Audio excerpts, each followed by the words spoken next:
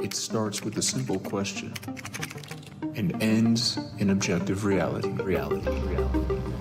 Through our journey from there to here, we find one another and ourselves.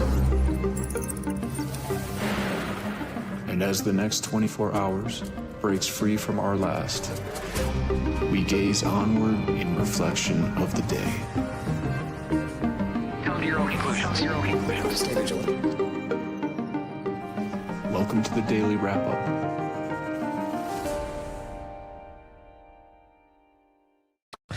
Saturday, April 18th, 2026. Thank you for joining me today. You know, I thought about what I was going to title the show today. I thought about how to make this the most objective title. The truth is, what we should have titled today was literally every single thing we discussed yesterday ended up being the case today. Ended up being exactly what happened despite all the lies around the story. Of course, that's not what we're going to do on this platform, but it's important to recognize a lot of what we discussed yesterday was sort of just off the cuff, me reading the information and just kind of thinking this will make sense. And here's how I think that might go. And it's just very clear how, first of all, let me state that that's not, I mean, I like to think that I can see things that others can't in this field. But what we were looking at yesterday was not very difficult to see. And that's probably why you all saw it as well. It was all very obvious. It was all very clear. The incremental shifts, what I'm trying to say is just Trump lying over and over and over about the Iran story every single day, another story, and every single day the story ends up being verifiably proven to be what, at the very least, that he lied about what happened. Now, what I want you to think about in this is I'm not saying I trust Iran's narrative versus Trump's or anybody. I question everybody as what you guys, you hear because you know that. But what I want you to hear in this is what Trump has been doing. Right, so Trump will come out and say they want to make a deal really badly. I've already gone over this, but for those that are new to the conversation, and then they meet with the Iranian government, and then Trump says they made an agreement, and Iran goes, that didn't happen. Now, even then, you could go, well, maybe Iran's just too embarrassed to admit they made a deal. Okay, but then it doesn't actually happen. Then Trump says, well, they need to do this, or they're going to make a deal, and then they meet again. So at that point, right there, you have to understand that what Trump said, if they made a deal and we're this close and we're all very happy and then it doesn't happen and it implodes and there's more violence, and that means that he lied about that or he was lied to. There's really no other room in that conversation. It's clear that what he said wasn't the reality is the most accurate way to frame that. So here we are yet again. Now, you may find this unimportant, and trust me, I understand why this is frustrating because it's so obvious to people who are just not blinded by the politics. But it's important for two reasons for those that are not aware of this, which is really why I do this show, both to reach the people that need to see it, but also to keep everybody informed that already is aware, but primarily to reach people that need to see the lies. But then also because it's important that we keep attuned to this and we don't just lose sight of, or rather become they always lie or they're always telling. We should never fall into that trap. So look at what they're saying and consider whether they're telling the truth, even if you know they lie very often. But it's important nonetheless that we go into this and break this down. Now, today we're going to cover a few different things, the evolution of this story that is just incredibly obvious and what it really shows you about what this government is going through, in my opinion. And starting with a couple of points that I think are important that are also very revealing. The FISA conversation, FISA 702 warrants, in case you saw that yesterday, it was this weird positive shift where Massey had put forth effort to stop them in that moment from actually seeing that extension. Then you got this weird people like Nick Sorter, for example, who have demonstrated very clearly will basically cheer on whatever the team does. Maybe that's starting to shift a little bit now because everyone's seeing what they're doing. But before, it wouldn't have mattered what they said the day before. Trump goes a different direction. It becomes, well, it's good because Trump and here's why. Doesn't matter that it contradicts what you just said. Cat, turd, all the rest. They're constantly being caught for doing that. That whole This Is You account calls them out. Now, in this case, you had people like Nick Sorter going, Massey just won the FISA thing, because in a larger sense, we all agree that's a bad thing, but it'd been sort of ignored that Trump was pushing it. Johnson and they've been telling you they're going to extend it, which is incredible hypocrisy. But then you saw him on the steps of I think it was the Capitol, and basically saying, we beat the deep state, Massey won with the FISA. And I made the point, well, then that must mean that he thinks Trump is the deep state, right? I mean, unless his logic isn't lining up, it's not. My point in all of this is it's not about, it's fair weather journalism. They will go with whatever they think the momentum is. In this case, that's where that's going. Now, all that's to be said that now It turns out late last night, as you might have caught, I think Rokana put a video out, we'll show, saying they called us all back for a vote super late. And it turns out they voted to extend it. Now, what you are not seeing, which I think is very revealing, is the same people who just made a huge statement to say this is such a great thing. And I agree, it was a good thing that if it would have actually followed through, and I'm still hoping it goes in the right direction. It's a small extension, but ultimately that they didn't follow up and go, wait a minute, it turns out they did actually make it happen. Why wouldn't they do that? Why? Because it's going to be critical of Trump and the Republicans. I just want you to see the reality of that. And we're going to start with that, as well as an interesting conversation, a couple different things around Kash Patel, which is not about he disappeared or whatever the different kind of extensions of this lie. Like, we'll briefly make a point about a lot of the stories we didn't really get into, like the Pope conversation or the Hegseth and the Bible verse. These things are, well, there's relevance to them and they did lie, but it's like it's more distraction than anything. A point about how this stuff is being used against you. For example, like we'll point out Glenn Beck misrepresenting what was actually said about Hegseth and telling you you're being played in a propaganda game. Well, you are, but what he did was part of it. And so in this case, you've got a discussion about Kash Patel we'll talk about, which is really about the thing we've been discussing, his unqualified nature, his spinning out inside the team, and the FBI seemingly constantly calling out his inequities, or he's not fit for the job. And that gets turned into some kind of propaganda version on top of that story to basically, I argue, hide that he's about to get fired. And it's just this interesting game. And one other thing about the Board of Peace, which I found really important to the bigger conversation that I hadn't really seen, which I'm surprised, to be honest, that they had quietly removed Gaza from the entire conversation. Not the location, mind you, but the idea that any of it was for the Palestinians and for recreating Gaza. They used this. And it is the Great Reset kind of overlap to all of this. And it seems Lebanon, Iran, and so on seem to be next. Now, the real question is whether Trump has any awareness of what that really is. If he does, as the eternal emperor of the Board of Peace, or whatever you want to think he'll call himself, and that's not a joke, it shows you that there is a larger plan to all of this. Now, it doesn't mean his actions are all coordinated. I never think that. Half the time, I think these guys are spinning out when they're getting seen for their lies, but that also doesn't mean there's still not a larger plan. It's somewhere in the middle. These people are not as intelligent as we always like to think they are, but in some cases, and some people within this, there are long-shot plans where there is a lot of intelligent planning. But I think the people like a Trump and a Hegseth are not really the ones doing that. Now, all that opening to say, let's get into what I think is the important evolution of this. The rest of it obviously being about the Iran lies, Lebanon, exactly like we told you in yesterday's discussion, that Trump's continuation of that blockade, which was very clearly agreed to not be the case, was the reason it all exploded. And then Trump goes, well, they're lying and violating it. Well, you can prove that's not true. Literally prove it with everything we can see. And it just keeps cycling around. And then you get this frustrating experience on Twitter where a bunch of likely bots are just shouting you down because Trump said, and even large influencers, Republican side, are now calling it out. So FISA first, which is really important, I think. It is important because this is a nonpartisan story. And that's what's so interesting about where we are right now and why I keep trying to show people that this whole thing is breaking down. Most average people, not the extreme people in the partisanship game, but the most Americans are aware this is a problem. And I think that's constantly, everything, whether it's Epstein files, war in general, support for Israel, FISA, you can really clearly see that most Americans are all pretty much in the same general path. But every time we bump up against the political game, you get all the screaming partisan idiots and of all the government that seems to not care about American interests, and it all just lumbers forward. Now, that's pointing out the problem. An entire other conversation should be about how we solve that problem, but I'm today making sure people see the problem, and that is just as important to always continue to do. But I'll point out that part of this, and I also involved in that part of the conversation often, but someone like Derek is very much focused on it. We should be looking for solutions to these problems, but recognize that people are starting to see it.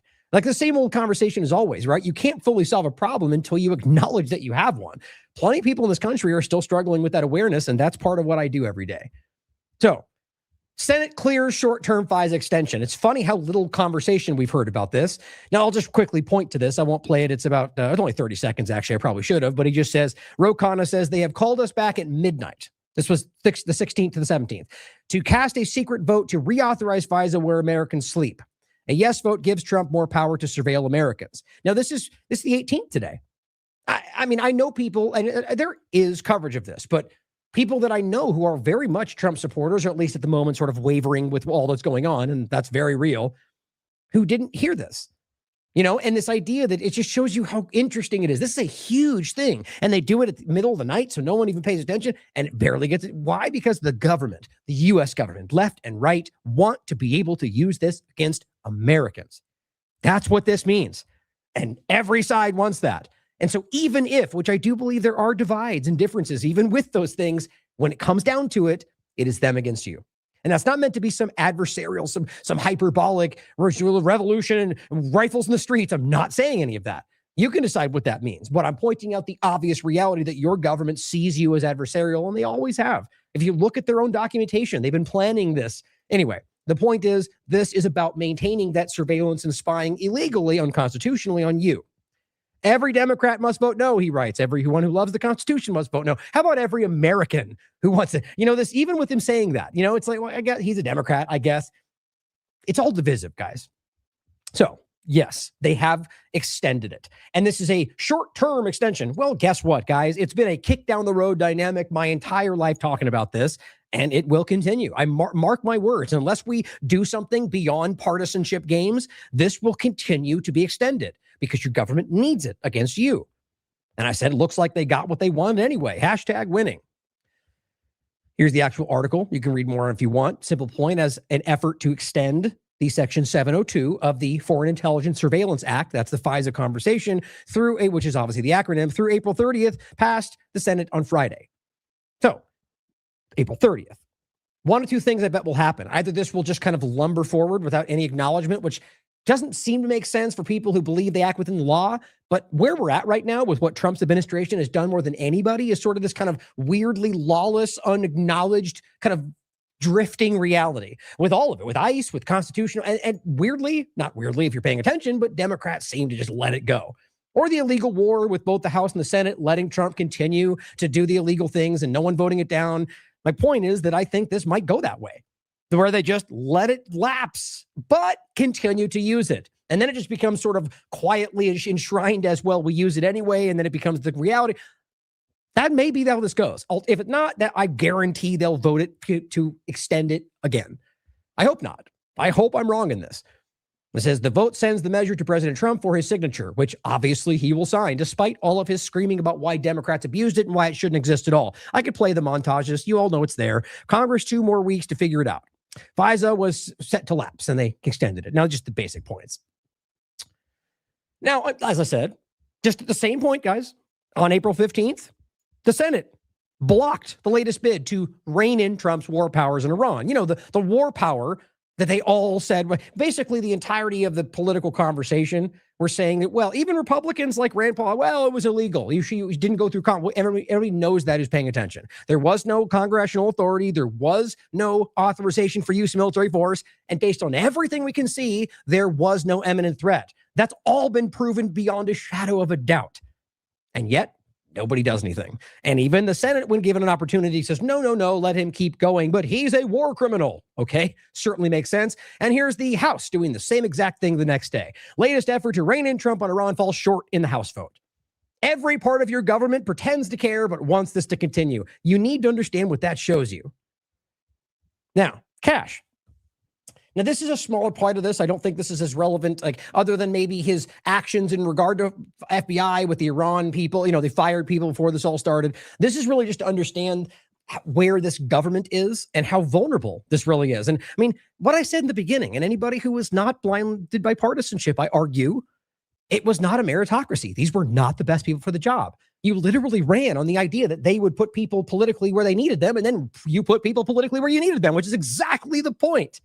And these people were not even qualified. They just were blind followers, which is worse than anything before I've seen, to be quite honest, because they don't continue to do what you need, just like the Democrats were doing. Now, that's not going to say that I would rather have that. I want any of them. I want all of them to be gone. But what's incredibly interesting is that they went to a group of people that did not know what they were doing, and then basically just threw them to the wolves, and everyone around them recognized they didn't know what they were doing, and then they threw them under the bus. Bondi's already out. I think Kash is next. Hegseth seems to be leading the same direction. Now, is that all by design? Is that so they can do all of this and then just kind of throw them under the bus and act like they were the problem? Maybe. Very well may have been planned that way. Something tells me it was more than that.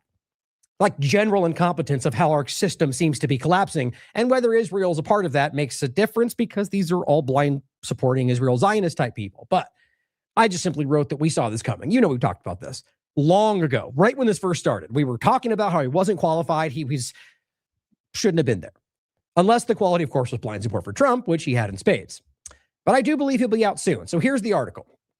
Now, what I was saying earlier is, of course, two things get focused on by the not serious partisan media conversation, which is instead of caring about the fact, I mean, they do talk about it, but instead of caring about like the focal point that this person shouldn't even be there and what they were doing, a lot of very important parts to this. It gets focused on he's an alcoholic, which, yeah, that matters.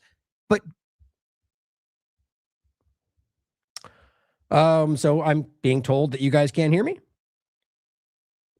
I'm not muting at the moment. Great. Fantastic. You got to be kidding me. Can you not hear me right now? Let me know in the chat if you guys can hear me. Okay, well, Rumble's saying they can hear me, guys. So what's going on? Is YouTube muting me? Let me know in the chat on both chats. Sorry for the interruption, ladies and gentlemen. Okay, on Rumble, I'm getting everybody hearing me. Okay. Let me know. Okay, now it's okay. Okay, whatever the problem was, no worries. People were screaming on the chat that the sound wasn't working. It looks like it's dropping out. We'll keep going. Okay, anyway, so back to the point. So what I was saying was ultimately the focus on the two things, which was one is alcoholism, drinking alcohol excessively, which I do think matters, obviously, but it's the smaller part of the conversation, as well as the fact that suddenly he's MIA. He vanished. He's nowhere to be seen, which that seems to actually not be true. It really just that he's sort of like distancing himself from responsibility. But what's funny is, and this may just be the ridiculousness of partisanship, who Democrats, most likely, who read this article just parrot that he's missing without even understanding what they probably meant in this article, which I'll read it for you, is really that he's just sort of not there when he needs to be. What I'm saying is what has spun through the conversation is he's somehow missing. And this becomes something that eclipses the real conversation. Guys, this is what left and right does, whether by design or not, and kind of by design in its own right anyway, just the stupidity of the partisans themselves doing the thing they should. It's almost like anyway, that these people are doing it for them without even being led there. It's sort of like us spying on ourselves with our devices today. They've built us into a position where we are what they need us to be. The point is, that has eclipsed the conversation when it should be about what we're going to get into now. And I'll make a smaller point about that when it comes next to Iran. So it says, Kash Patel has alarmed colleagues with episodes of excessive drinking and unexplained absences. You see, that's what they even put in the subtitle. I find that to be two of the least important things in this conversation. Now, but matter. Now, it says on Friday, April 10th. Now, frankly, this first part is just really embarrassing. And it's been backed up by plenty of people currently in the FBI. So not Democrats, whatever you want to talk about, not hold over. These are people that they held after they kind of flushed out the people they didn't like and didn't trust, because that's a huge part of this, which I think is still important, but I'm also not going to focus on in this article, is their political persecution. Both sides do it, and it should be called out, but I don't want to make it feel to certain people that we're only focusing on his, whatever. It's the end of the day is that they both do it, but that this is bigger than just cash being used, let's say. And so it says on Friday, April 10th, as FBI Director Kash Patel was preparing to leave work for the weekend, he struggled to log on to an internal computer system. He quickly became convinced that he had been locked out, and he panicked, frantically calling aides, every part of which can back up the reality of what happened, and allies to announce that he had been fired from the White House, according to 9 people familiar with the outrage. 2 of those people described his behavior as a freak out. Now, it's pretty obvious this happened. What's embarrassing, and it's pretty obvious that anybody can see why he's basically walking a rope in his mind, because everybody's falling around him, because everyone's making fun of him, and because Trump has already called him out many times. Both 2 major times. One, he was drinking with the hockey team, and then I think the other one was the way he was conducting himself at one of these press conferences, and it was embarrassing. And so Trump literally called him out, and it got reported. And so I think he's worried. Anybody who knows that they're in a position they don't deserve, who in his own experiences has thus far been like personally confronted with that he's not capable of doing this job. And I'm not trying to be insulting, guys. This is what we've seen. He's out of his depth. I've said that from the very beginning. So, I mean, I think it was obvious based on their credentials. Look at Hegseth. The guy's not supposed to be in that position. Now, anyway, the point is that it's obvious that he is aware that this is something that he's expendable. Let's put it that way.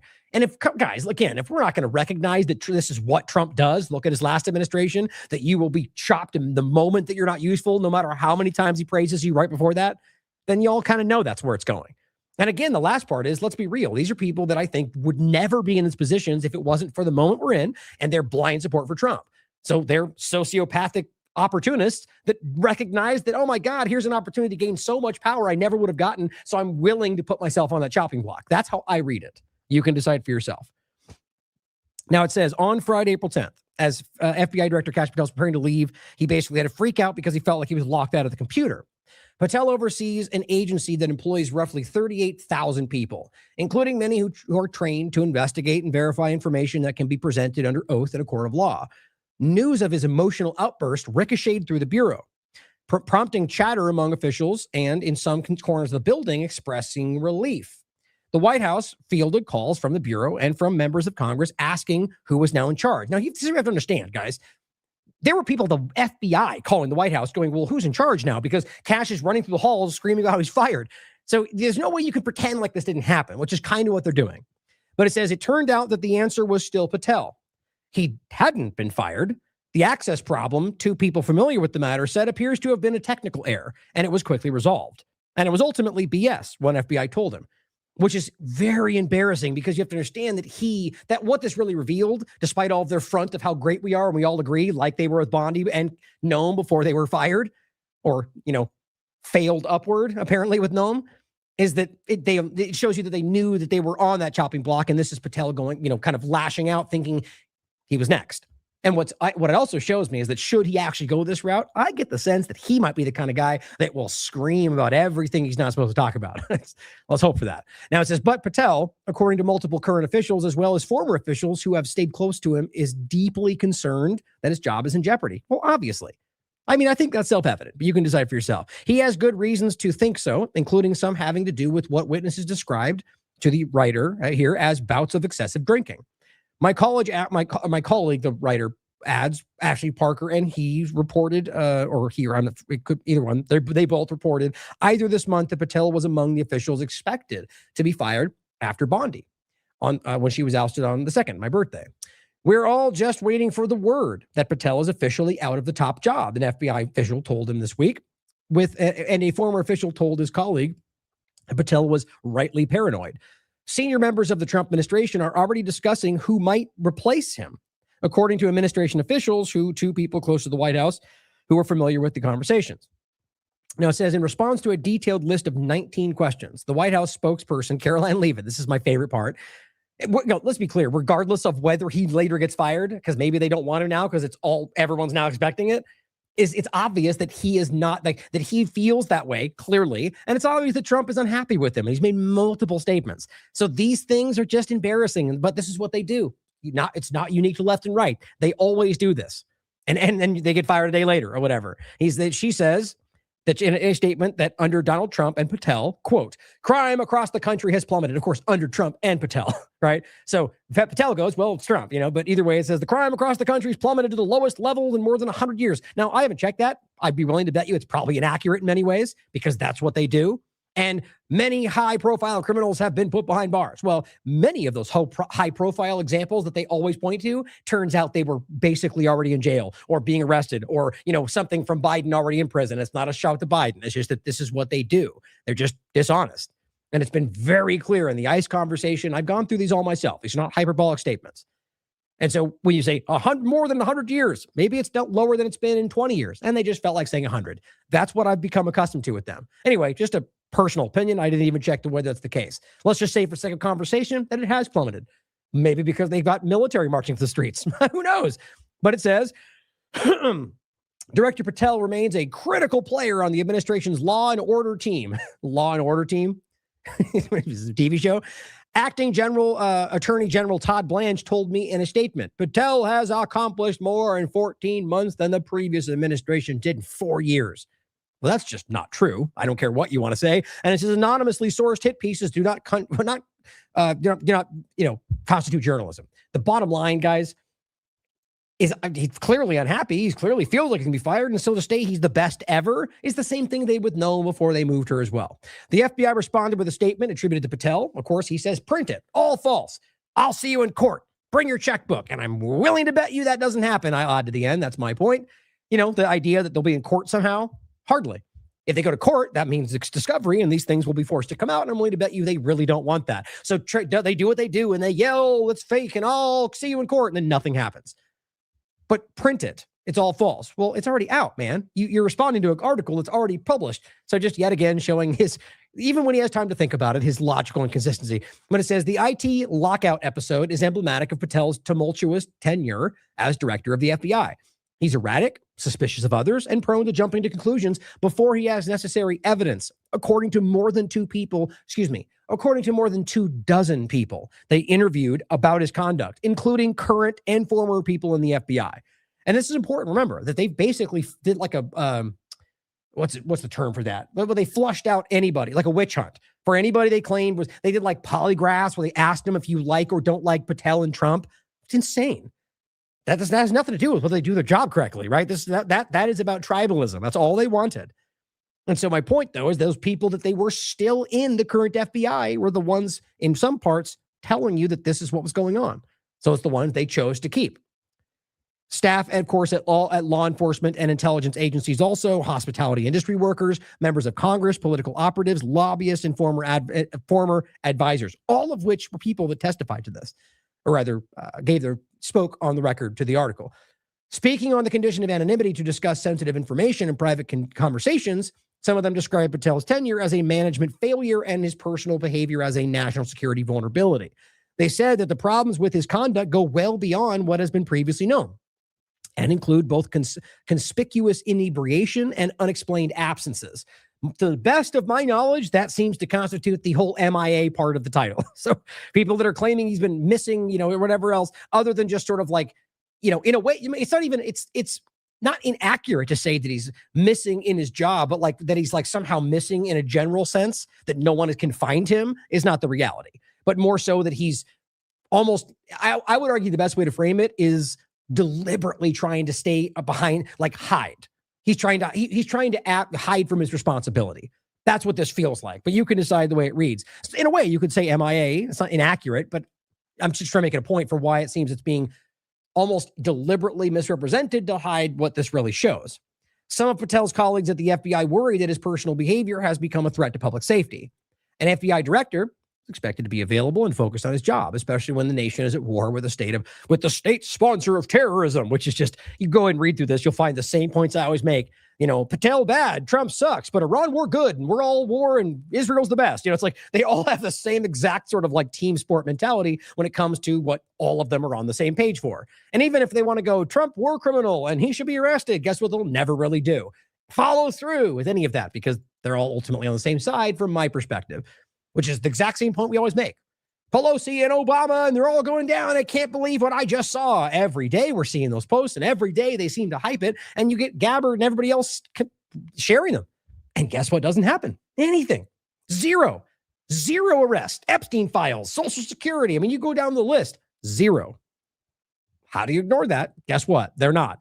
Republicans are fleeing in droves that are honest. Conservatives, rather, I would call it. Anyway, just the point is to go back to this. Where we were, Iran bad guy, but, Kash Patel sucks is the ultimate point in their article. Officials said that Patel has been an irregular presence at the FBI headquarters and his field offices, and that he has compounded the agency's existing bureaucratic bottlenecks by sort of not being there when needed. Several current and former officials told the writer that Patel is often away or unreachable, delaying time-sensitive decisions needed to advance investigations. I mean, that is abdicating your duty, right? I mean, there's a better word for it, like that's my point in saying he's hiding from responsibility. You're causing not only more tax dollars to be spent, but also the fact that you're hindering investigations when things could be very time-sensitive. On several occasions, an official told the writer that Patel's delays resulted in normally unflappable agents losing their SHIT. Patel has also earned a reputation for acting impulsively during high-stakes investigations. He announced triumphantly on social media, for instance, that the FBI had, quote, detained a person of interest in the Brown University shooting in December. That person was soon released while agents continued to hunt for the killer. He also posted an image of whatever those Sharpie written bullets were in the midst of like the day it was being investigated, which is wildly unprecedented. And, you know, and that story, guys, I mean, I'm right. You know, it's very interesting what's happening right now in the team sport game, or rather specifically in just the two-party illusion conversation, where you're seeing conservatives like I've never seen, so finally acknowledging that there was something pretty damn fishy with what happened at Butler, or the idea of the shootings and every other conversation where there's something going on here, guys. Right? I mean, the idea is that he is, anyway, there's every one of these stories, they've never really truly followed up. Even Trump's own investigation was sort of put down. That's a different story, which I'm sure we'll come to at some point if it seems necessary. We made our coverage of it when it happened. We may stand by what we said then. And it's just funny how people are only now just becoming to understand, or it's now being allowed to be understood. That's what happens a lot of times in the partisan game. But it says Patel views many of these Bureau veterans as anti-Trump deep state agents who have worked against him and the followers. Now, let's just, who knows, maybe they are exactly that. But what's interesting to me is I think Patel is not obviously a person in control. He's arrow fodder. He's being used. That's how I look at it. So my point is that he's being set against people in the FBI by a U.S. government that's hell-bent on getting rid of certain ideological people.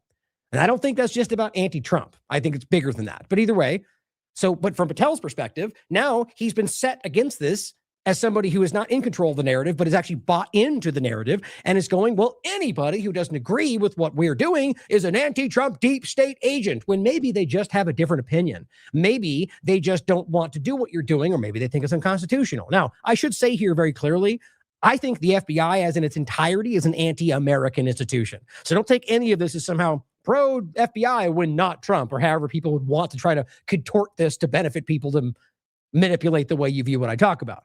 The point here is that I feel like, was weaponized in its own way with ignorance, thinking that he's going after people who in fact, in many ways, were truly trying to uphold what the reality should have been. Like with judges, for example, and Stephen Miller. People, whatever you think about them, no matter how politically motivated, were making the right call. For whatever reason, maybe it's opportunism, but they lied about it.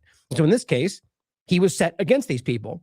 And says Trump has complained that the FBI director has seemed unprepared for TV appearances, and that some high-profile investigations that he directed Patel to pursue have not moved quickly enough, many of which were completely politically weaponized, exactly like he calls out. And that's why they went nowhere, like I told you in the beginning, because there was nothing there.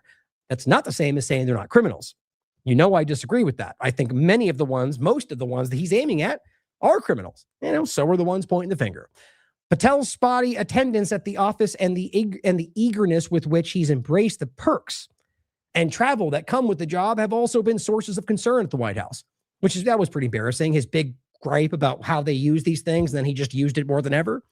And it says some in the West Wing have followed the headlines about Patel's use of the FBI jet for personal matters, as well as the whispers about his love of partying, and said that they fear that Trump would react badly were he to focus on those storylines.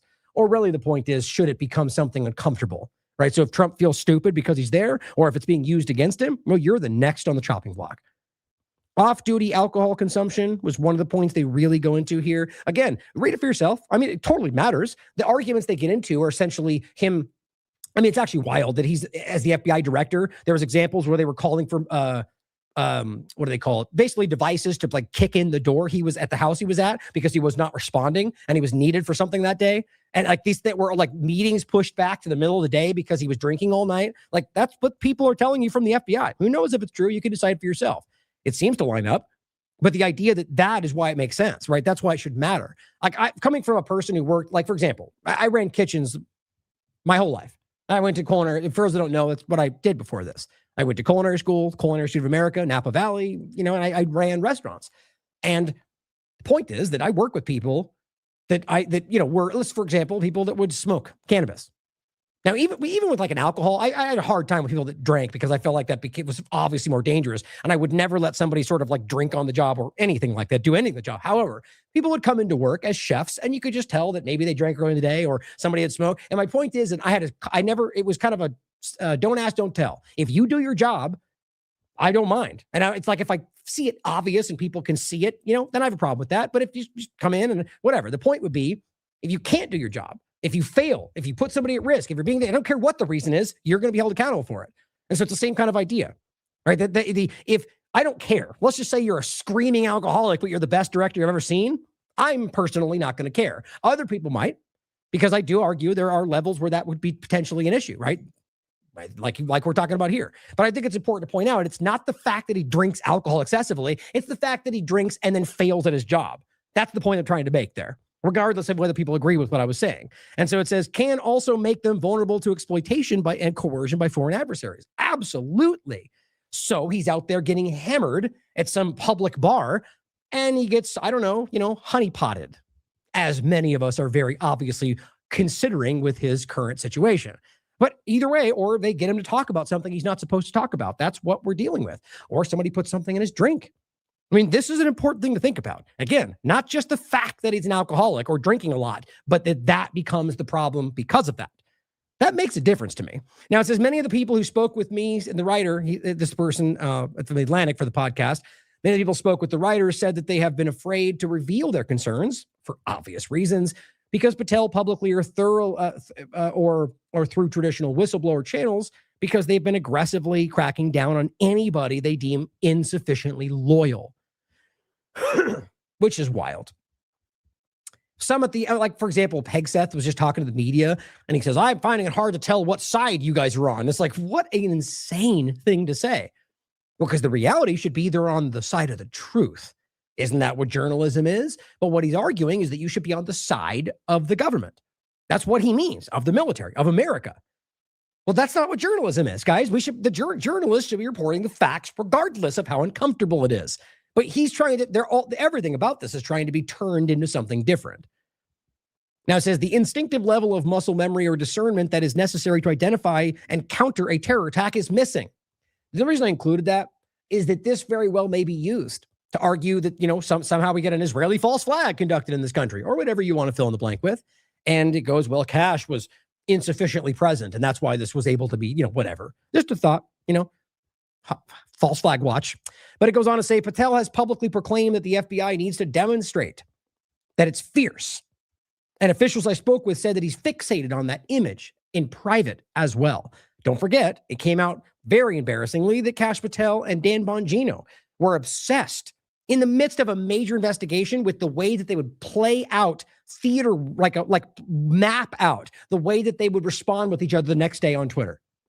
And apparently people were trying to get him to get involved in the investigation conversation, and it's all they want to talk about. Guys, these are performative people. This is not real, in my opinion, whether they think so or not. They're not really in charge. If this is what they're truly focusing on, and he's focused on this kind of issue, whether or not you agree with me on that, I think that's the case. The point that we made here is that it shows you who they actually are. It says he recently expressed frustration with the look of the FBI merchandise, complaining that it isn't intimidating enough. These are children, right? These are not serious people, whether they know it or not. Yeah, let's make sure our logos are scary because that's what it's. Well, remember, the FBI is about domestic enforcement. So who are you trying to scare, Kash? Americans. Now, here's what he said today. Memo to the fake news. The only time I'll ever actually be concerned about the hit piece lies you write about me will be when you stop. Other than the 1,000 times he's been griping about them doing that. Did you love how bad they are at this? And it says, keep talking. It means I'm doing exactly what I should be doing. Hardly. And it says, and no amount of BS you write will ever deter the FBI from making America safe again, taking down criminals you love. So they love criminals? Like, this is just a lazy argument to be like, the Democrats versus us. And that's what this means. Well, sure. If that's the best you can do, I agree there's a partisan game and you all play it. Doesn't change the fact that that's what you just did was pretty obvious.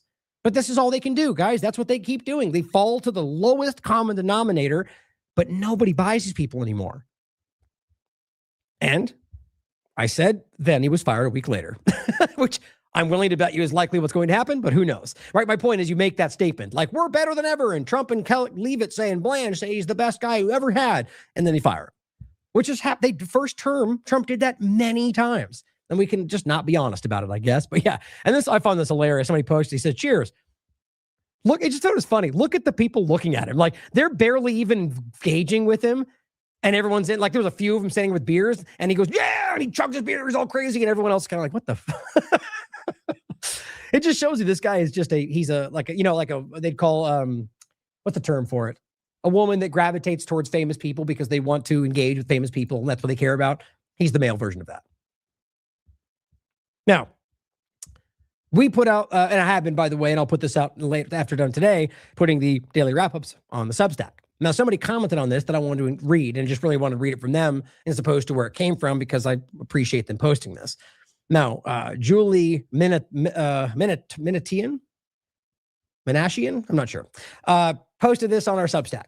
And it's in a reference to, which I'll include, which I'm not super familiar with, but people have been pointing her out, the Dre dossier.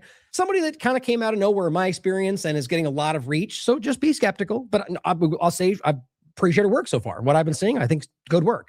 But just always, just like I ask you to be skeptical of me. We should question everything, question everybody. And especially those that kind of rise out of in a field that I was just talking with Steve about that is impossible to truly break into in an honest way today. I think about that. So at that mean that at some level, I think that means that there's some element out there that supports anything you're seeing that's grown in an unprecedented way, in my opinion. Now, all I have to say, that's just everybody, not her, but anybody out there, question them all. Now, what she did in this clip, or actually in this overarching kind of report called the Why Iran's Blockade is an Oracle Story, is very well done. Now, back to just, again, watch that if you want to watch her report on it. Here's what Julie pointed to, which I appreciate. And it says, they removed the word Gaza from the Board of Peace. And I hadn't even noticed that. Which is true, by the way. We'll come back to, which is just insane to me. You're using the genocide you committed to act like you're going to help these people just to get people to think that's what you're doing. And then you just move on and keep the Board of Peace as some kind of great reset, reimagining of the places that you bomb into nothing. That's what this is, guys. The Board of Peace is going to be rebuilding the places that they create war against. That's how Orwellian this truly is. So it says in January 2026. In January 2026, the UN Security Council voted to endorse an international body called the Board of Peace. Now, you'll see why this gets much more related to the bigger conversation. And it says, with a stated purpose of overseeing Gaza's reconstruction. 26 countries signed on. Trump was named chairman. And on paper, it looked like multilateral diplomacy finally catching up to a catastrophe. Now, remember, this is all they're framing this. Now, it says, but the Security Council voted on a concept before the charter was ever made public, which means they endorsed an idea of the Board of Peace, of the board, before anyone outside a very small circle had read the actual rules. An international body was legitimized before anyone knew what it was, which is not a normal, it was not a procedural footnote. It's the whole trick. When the charter finally surfaced, two things became clear. And that's in here, by the way. The entire posting is right down here. The first is that Trump is named in it personally, which you guys already know. Now, also to be clear, this was posted on the 13th of April. So there's been about a week since this was posted. Trump's named in it personally, not as president of the United States, right? So it doesn't mean the president of the United States will continue to manage this, but personally as a private individual, as a lifetime chairman. The emoluments rules that prevent a sitting president from profiting from foreign governments stop applying the moment he leaves office. Well, let's not pretend like he cares about that now. Her point is that once he leaves office, the money flowing to this won't be considered a crime. But he's doing that now. He's already taken money now in this conversation. Now, arguably, they could say he's using that to claim it's about the government. The point here is that he goes forward and that money is personal, billions and billions of dollars under the guise of peace, when really what you're doing is a great reset, reimagining of these countries that you destroy. And it says, and countries pay $1 billion for a permanent seat, except Israel, of course, because they're special. Not a joke. They're the only country in the world that seems to be allowed to join this without paying for that. And it says, and I argue because this is largely their agenda. JP Morgan is currently in negotiations to set up a private account for the organization. Right. So JP Morgan, one of the banks that we've always been talking about as part of the larger problem, is now helping setting up a special bank account for Trump's personal Board of Peace that the Republicans are okay with. Because that's totally not globalism, Alex Jones. That's totally not the new global order that they're all ushering in. I mean, even now Jones is telling you it's a great reset, COVID 2.0, but yet weirdly then says, but we're fighting globalists. And well, wait a minute though, isn't that, well, and they're all probably fighting for some version of globalism, which is what I've been trying to show.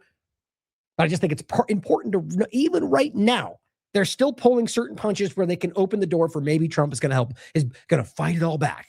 I'm telling you, I've already pointed to many examples where even as they're telling you Trump called them out, he still acts, even like that war acts point in the conversation. It's just watch, guys. These people are going to go where they're told to go, in my opinion. Hope I'm wrong, truly. Hope we actually have people waking up to all this.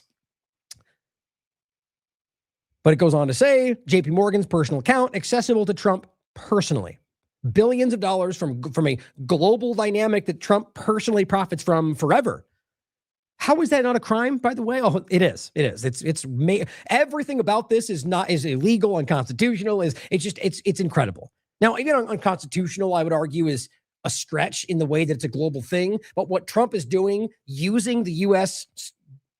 Dynamic, using the U.S. government and the people and our tax dollar, right now he's using what we have and essentially destroying it to achieve what he wants for his future. And it says, what waits for him on the other side of January 2029? Funny how it perfectly lines up with 2030, right? What a coincidence. Is a multi-billion-dollar international body with no auditing, no geographic limit, and no oversight, which he controls for life. What's funny is this is becoming the embodiment of literally everything that people like Alex have been calling out. And now they're suddenly starting to sort of call it out, which I swear, if he truly starts to recognize this and spins around to call, at least acknowledge that he's been building this for Trump the entire time. But if he calls it out, good. And if he continues to, I'll say maybe he actually sees it. But just recognize that this is everything. The idea, whether Trump knows it or not, this idea of transitioning from the current structure into some new technocratic run globalist element. It's exactly what this is. It goes on to say, the second thing is that the charter does not mention Gaza. The word is not even in the document. So they use this, hoping people would think they were going to bring peace to the Middle East. Instead, the charter grants the board authority to operate in any region affected or threatened by conflict, even threatened by conflict, anywhere in the world, which means any territory at war, any territory, recovering from a war, or any territory that someone with power decides is threatened by war.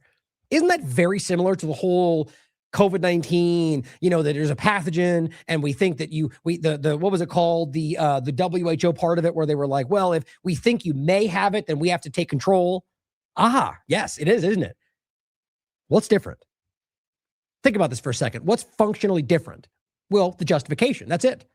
The only difference is the usable justification to get your feet in the door. Everything else seems to be the same. Oh, well, they're threatening war, or there might be a war because they're threatening the other side, and therefore we have to step in and be in control. It says Lebanon qualifies, of course, in their minds. That's what they're dealing with right now. Iran, if this war continues, qualifies. They have to understand what they're talking about is basically through the idea, the claim of helping the people, forcing their way in to essentially rebuild these countries in their image.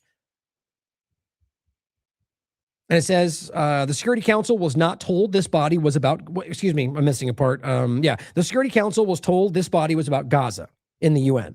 But the founding document was written to go anywhere. The political cover of a humanitarian crisis made it possible to build something that would have been unthinkable under any other circumstances. And once it exists, it can be pointed at any map. The opening crisis gave the board its legitimacy, and the charter made sure the board would never be limited to it. This is what Trump is doing. If you've ever fought these things, this is the time to stand up. Trump chairs the board, but he does not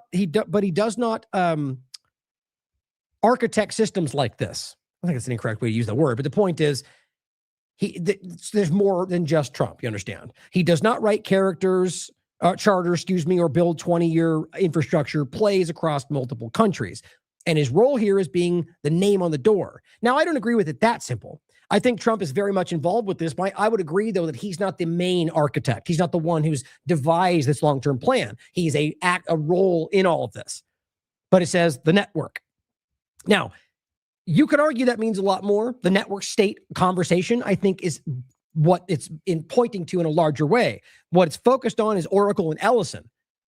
But guys, as I've shown you, that is a part of this larger conversation. Ellison is a Zionist and a technocrat, and they're actively part of this larger network state conversation.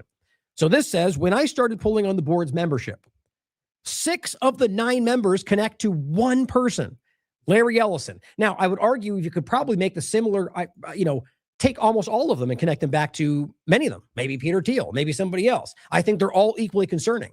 Connect them back to Netanyahu, for example, or you could probably do that, but I think it makes the same point that these people are all connected in the similar ways. And that's whether it's Larry Ellison, Oracle, or Israel, or it's all the same agenda as I see it. And so the reason they're there, Tony Blair, Kushner, Witkoff, which is just insane to me, is because they are all in line with the same agenda. None of that is America. None of that is America first. None of that is about freedom and liberty. It is about control. It is about reimagining the world in their image. It says most people know Ellison as the Oracle billionaire, but his relationship to the Israeli military, which you know because you watch this show, is not philanthropic. It is operational. He is the largest private donor to the Israeli military in American history. Beyond the donations, Oracle holds a 26-year contract to build and operate the IT infrastructure for the IDF's intelligence campus in Negev, the facility that houses the Unit 8200. Of course, Israel's Signals Intelligence and Cyber Warfare Division. That's Oracle, a company that is embedded like a tick in Donald Trump's agenda, right? With Larry Ellison and the whole conversation. They literally operate the IT infrastructure for the IDF's intelligence campus for the Unit 8200, like the group, in the conversation of the kind of cyber manipulation and 5th generation warfare. Oracle runs the Israeli Air Force's entire logistics system. Guys, it is the Israeli military. Tracking spare parts for F-35s, F-16s, aviation fuel, and munitions inventory. Oracle hosts a battlefield AI system called Fireweaver that coordinates sensors and weapons in real time, which means Oracle software is making decisions within the kill chain. Now look at who Ellison puts on the board of peace. Now, you should read through this. We've talked about most of this, but just the point in general is to go through all the many connections. Marco Rubio, who basically was known, but wasn't anything truly what he is today, and then basically cross paths with Ellison and a few others, by the way. Again, Netanyahu's a good example and plenty of other overlaps, but ultimately, because of this, within a decade, he's basically now holding 2 positions that in the past only Kissinger had ever done. So he's one of the most, that puts him in a category of politicians that is unique. And that's because of this change, because of the people but that's politics for you guys.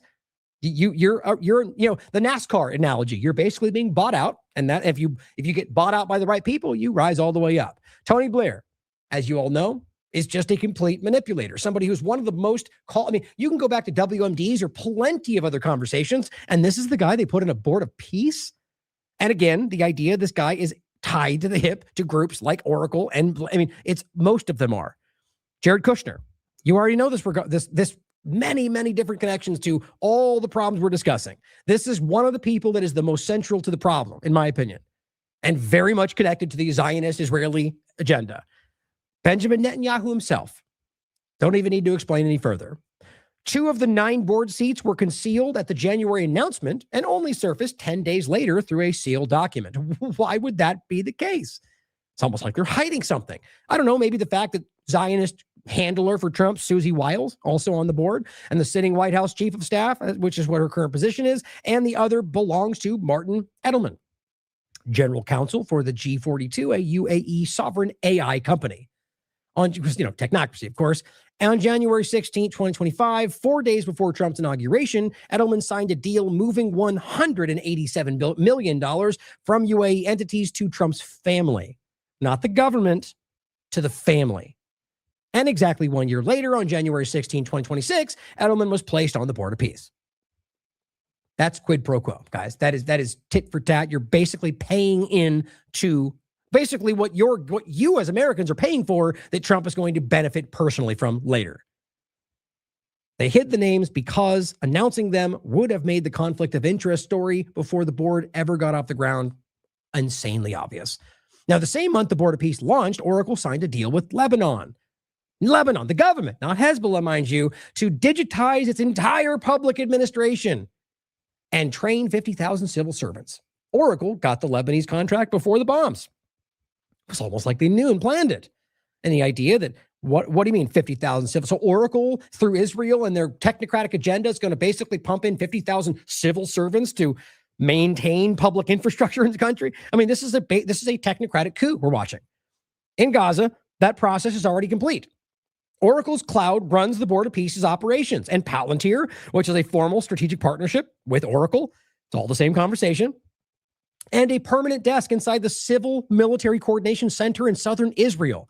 Palantir, a group that is literally stranglehold around our surveillance system in this country and is looking at you right now, listening to us as we speak, and they are permanently inside the Civil Military Coordination Center in Israel, now tracks the aid on top of Oracle's infrastructure as well, also conducting a genocide alongside Israel and Gaza. That center is the operational headquarters of the Board of Peace. Israel is embedded in this like nothing else, which means the software that ran the war is running the reconstruction.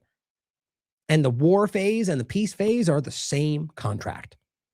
Think about that for a second. I mean, how do you even decouple that?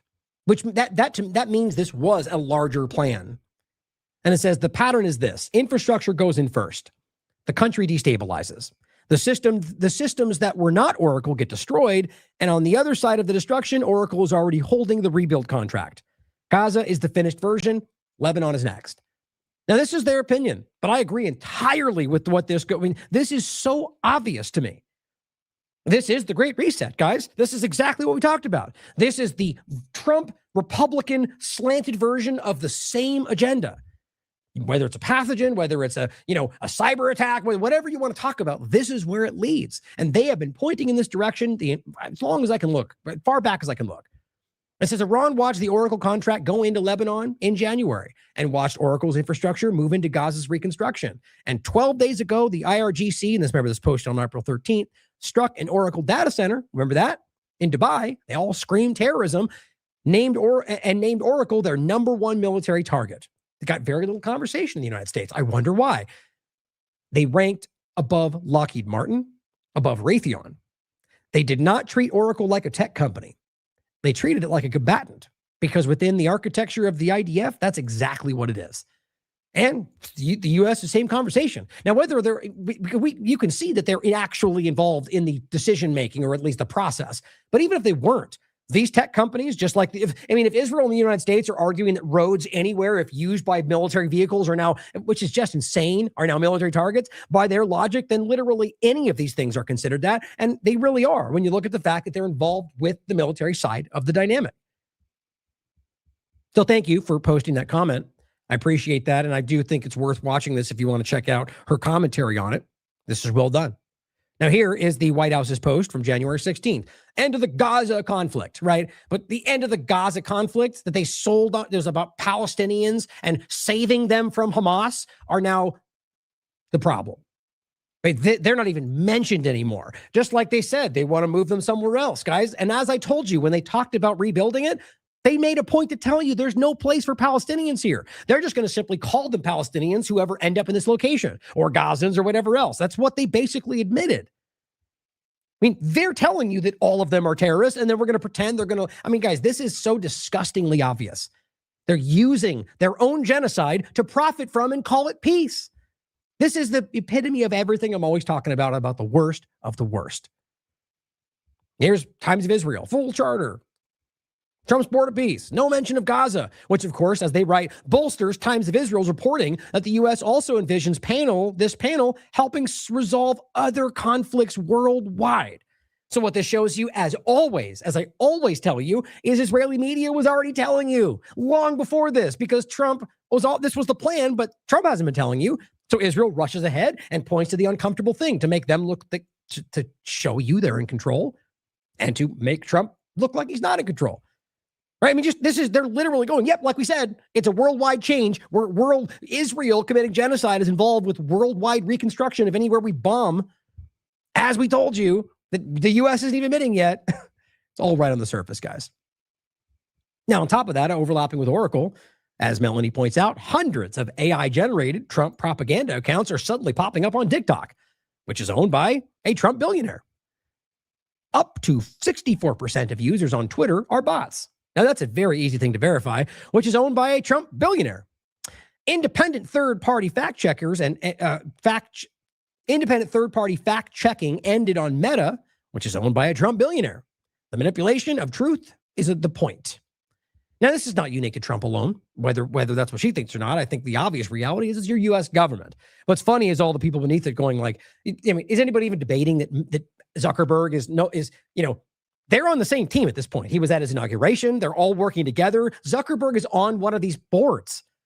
And yet here with the comments are like, oh my God, Zuckerberg is a Democrat. You guys are TDS or whatever. It's probably bots. Exactly your point. But realize what she's saying, that these are fake accounts that are being created on these. And this is specifically TikTok, Twitter, and Meta.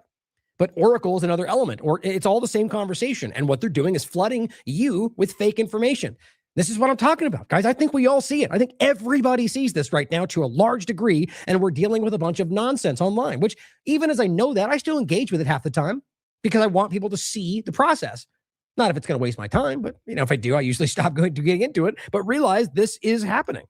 Now, who knows if this is one of them or not, but this is the kind of nonsense you're getting. For one example, today, after all this is happening, here's what this guy puts out. And this is a 220,000 follower account. And it says, only Trump could make this happen. Red light, of course, because that's how you know it's real. Russia just dropped a bombshell. Full return to the U.S. dollar for a huge energy, oil, gas, and material deal with Trump. BRICS de-dollarizing fantasy collapsing. China is sweating.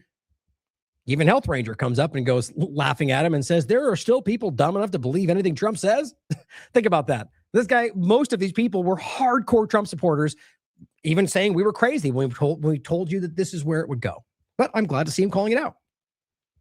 Just, here's what Grok has to say. Nope, not accurate. It's heavily exaggerated and sensationalized. The bottom line is it takes a diplomatic conversation of opening the door to discussing whether that might be something they're just, and it turns into, they did it, we won, it's over, which is exactly how this always goes. But how is that not desperate? Why would these people do this other than just to get some reach? But why would it need reach, or why would it get reach? Because people who want to believe they're winning will grab onto anything. And that's what partisans do. And here's Trump to make that point. I've ended 8 wars. He really has not, guys. You can ask Grok if you want. You can look it up on anything. You can prove it for yourself if you have the due diligence or the wherewithal. It's insane to pretend that he keeps saying this. He knows he's lying. And he goes, and if we add Iran and Lebanon, there'll be 10 wars. Okay, well, let's talk about how that's ridiculous, seeing as how it's not even remotely close to that. And the idea that he can end these wars, the idea that he somehow makes some momentary deal and he acts like he ended the war forever, it's what he does.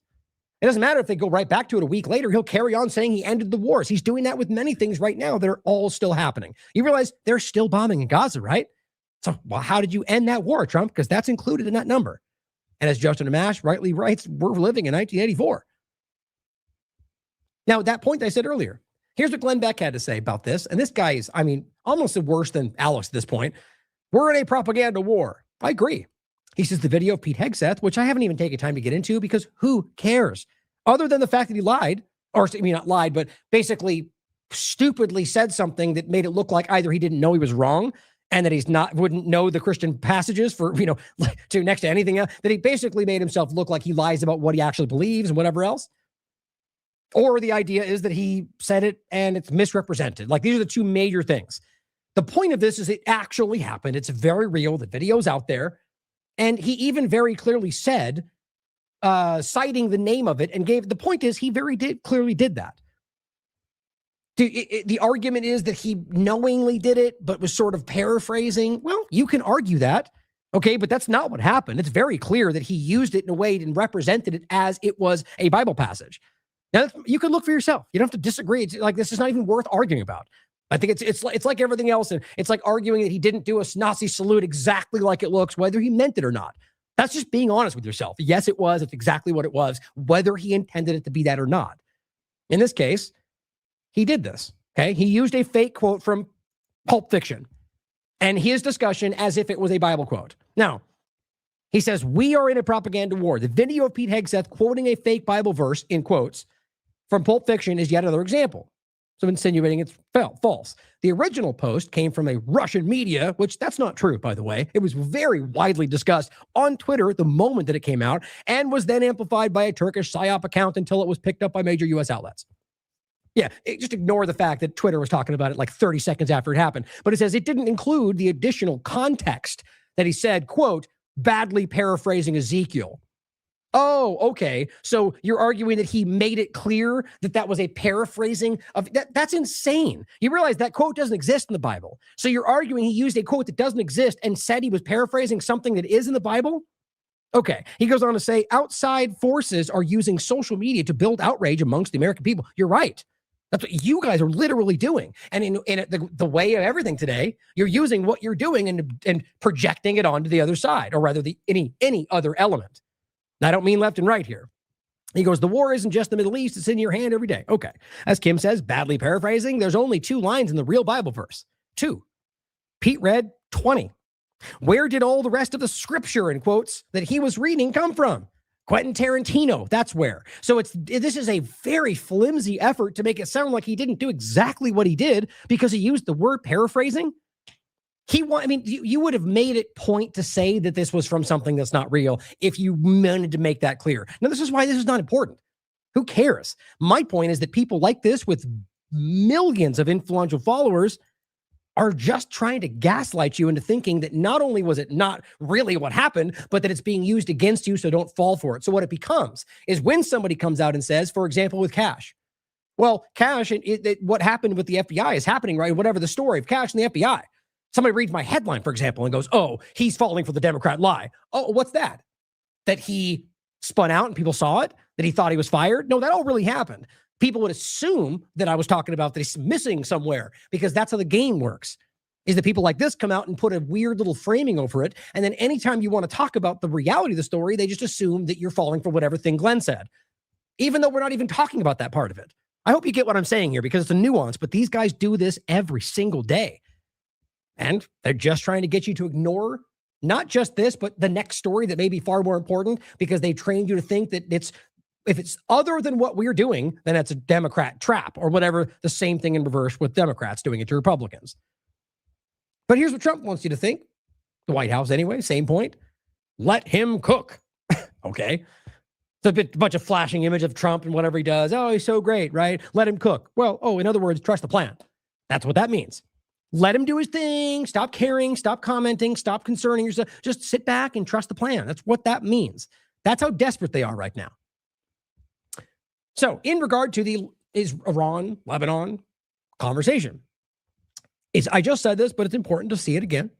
Glenn says on the 17th, if you ask 15 people who are MAGA followers what the Iran war aim was, you'll hear 15 different answers. It's just like the first conversation. It was really hard to watch them all go, it's very clear, and then list off 6 different things that they know, like leave it and all the rest. There's compilations with all of these. It's compilations of Trump giving you false information about the deals, compilations of Trump lying about the numbers of Navy vessels sunk, you just on and on and on. We all see it if we're not stupid and dishonest. And so in this case, we got different answers from them. That's why you got different answers from any number of people that watched a certain person. And it says, because Trump gave a different goal every day, it's verifiable. Here's what he said, and this is the main goal from the first day it started. Now, there's going to be people that say that, again, no, you're just listening to what Democrats. No, I'm not. I'm looking for myself, and I've watched it. I have all the examples, and I got them lined up, and I looked, and here's what he said first day or next day. So you can argue that if you're falling for that trap, or you could take the time to look for yourself and look at what he actually said. And it's embarrassingly clear. And as they write, and this is the article, Trump freedom for Iran is the major goal. Okay, well, here we are. The main concern is freedom for the Iranian people. When's the last time you even heard them mentioned? The Shah comes up and goes, we didn't want military intervention, just backs away into a corner. But you did, though. You all called for it, and it's all on the record. So that shows you that this thing has completely shifted. They never cared about the Iranian people. They never did. That's what Iranians were telling you in the beginning. If you actually listen to Iranians and not some foreign Shah supporters that have lived here since they were 3, I'm talking about the people that live in that country, who actually engage with the government, who do not want outside forces intervening in their politics. He says, all I want is freedom for the people, Trump wrote or said. Well, that's not even on the table anymore, guys. When this person says, okay, Doomer, you know what it says, you know you want me, Doomer. Let Candace and Tucker do your thinking for you. Right, because it's black pill to point out the obvious provable reality. Well, welcome to the same thing we deal with every day. The same idiots called us black pill for pointing out where we currently are. It's self-evident, guys. They lied to you. And now they're shifting the narrative because it's not in their interest. Now, as I've been telling you from the first week, Trump is now shifting into saying we won by ending up where they started. In fact, even worse than where they started. And that's what he's doing. We told you that on like literally the first week. So did a lot of people because they paid attention.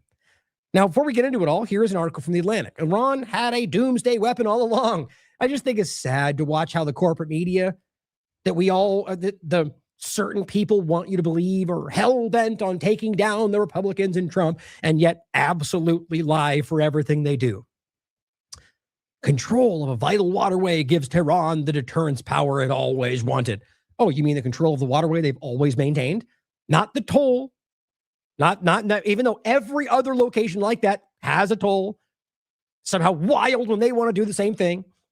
Everyone who's paid attention, the same reason we told you that we already had before we even got here. Look at I'll actually include older articles. This one here, I believe. Yeah. Back from 2019. We'll talk about it in a second. The point is, listen to this one. Listen to what we said all the way back then, which was it's objectively obvious that they know Iran has the ability to shut down the strait. And if we've always known that, which we clearly do, then that means it's been acknowledged, whether legally or functionally or not, that strategically, they've always had that ability, which means they've always had that control. So are we pretending they just like recognize that today? Guys, they've talked about it. Iran has talked about it. This is one of the weird things with all this. This whole, like, for example, which we'll get to with Trump, where Trump will just scream things on Truth Social, and then even all the platforms that claimed were told hate his guts will just parrot what he said as absolute fact. And then Iran's right over here, publicly on Twitter even, going, that's not true. Here's what we agreed to. That's not what they're saying. And yet nobody reports that. It's all Trump said this, and here's what's happening. And the ultimate idea is as if we have to wait to see, even though Iran is standing there waving its arms going, that's not what happened. Now, Iran could be lying, but they're not even reporting what they add to the conversation. This is so easy to see. So this is ridiculous to me.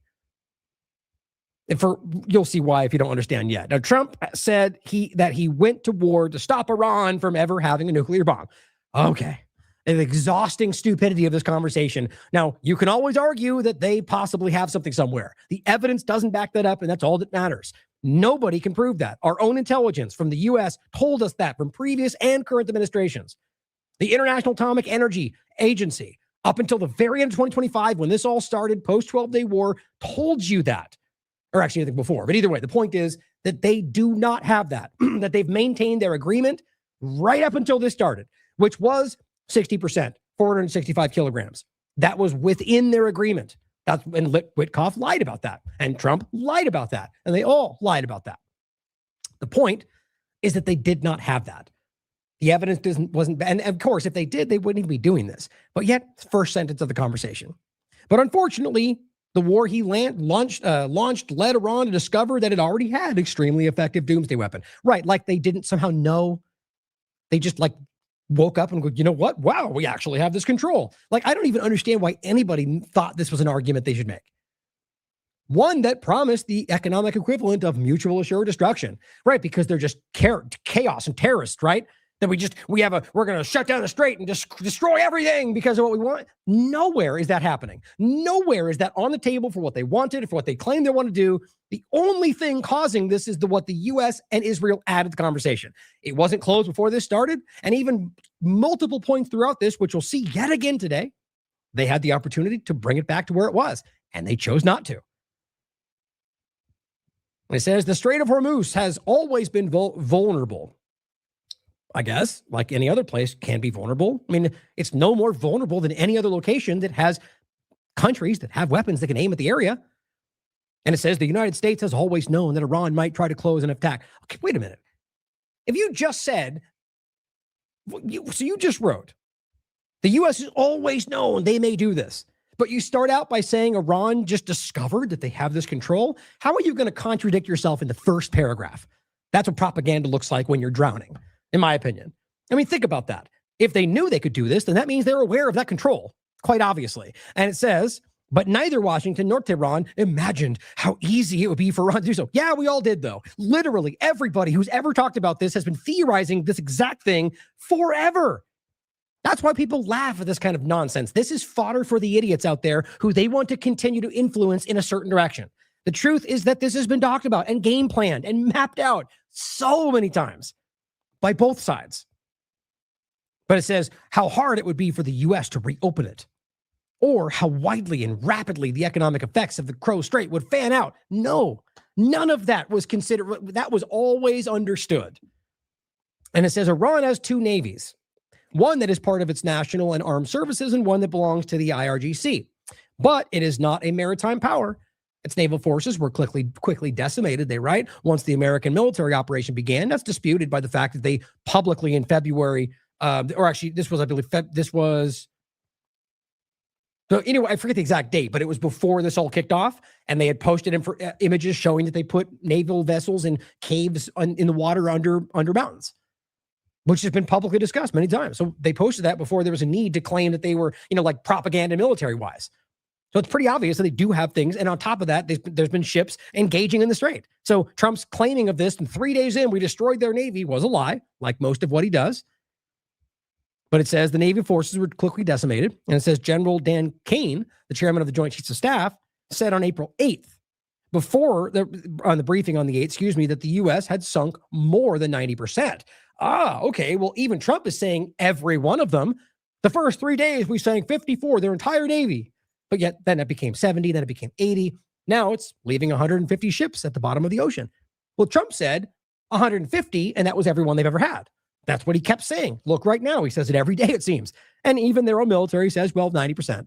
And I even argue that's probably inaccurate. But what's funny is how fast and loose they play with the truth. And then when it comes out, they go, well, he was just speaking off the cuff. Well, he seems to do that every second of his life. And it says, nonetheless, Iran closed the strait at the beginning of the American military campaign. No, it did not. Same old thing. This is just one after another repetition of what Trump says. And this is supposed to be an account of, critical of Donald Trump or a platform. And I would argue they are in a lot of ways. But the point is, when it comes to the government agenda, they're all on the same side. Iran closed the strait at the beginning, and it wasn't all that hard to do. Well, they didn't, though. Again, you can prove this like I did every day since this started. They restricted it against the people that were fighting them. And that's the only thing that's ever been there from the very beginning, and it's maintained to this very point. Except for now, and I think one other point in between this, they shut it down entirely because of what the U.S. did. And I'll get into that in a second, including the attacks on the ships. It's all exactly what you would hear from yesterday.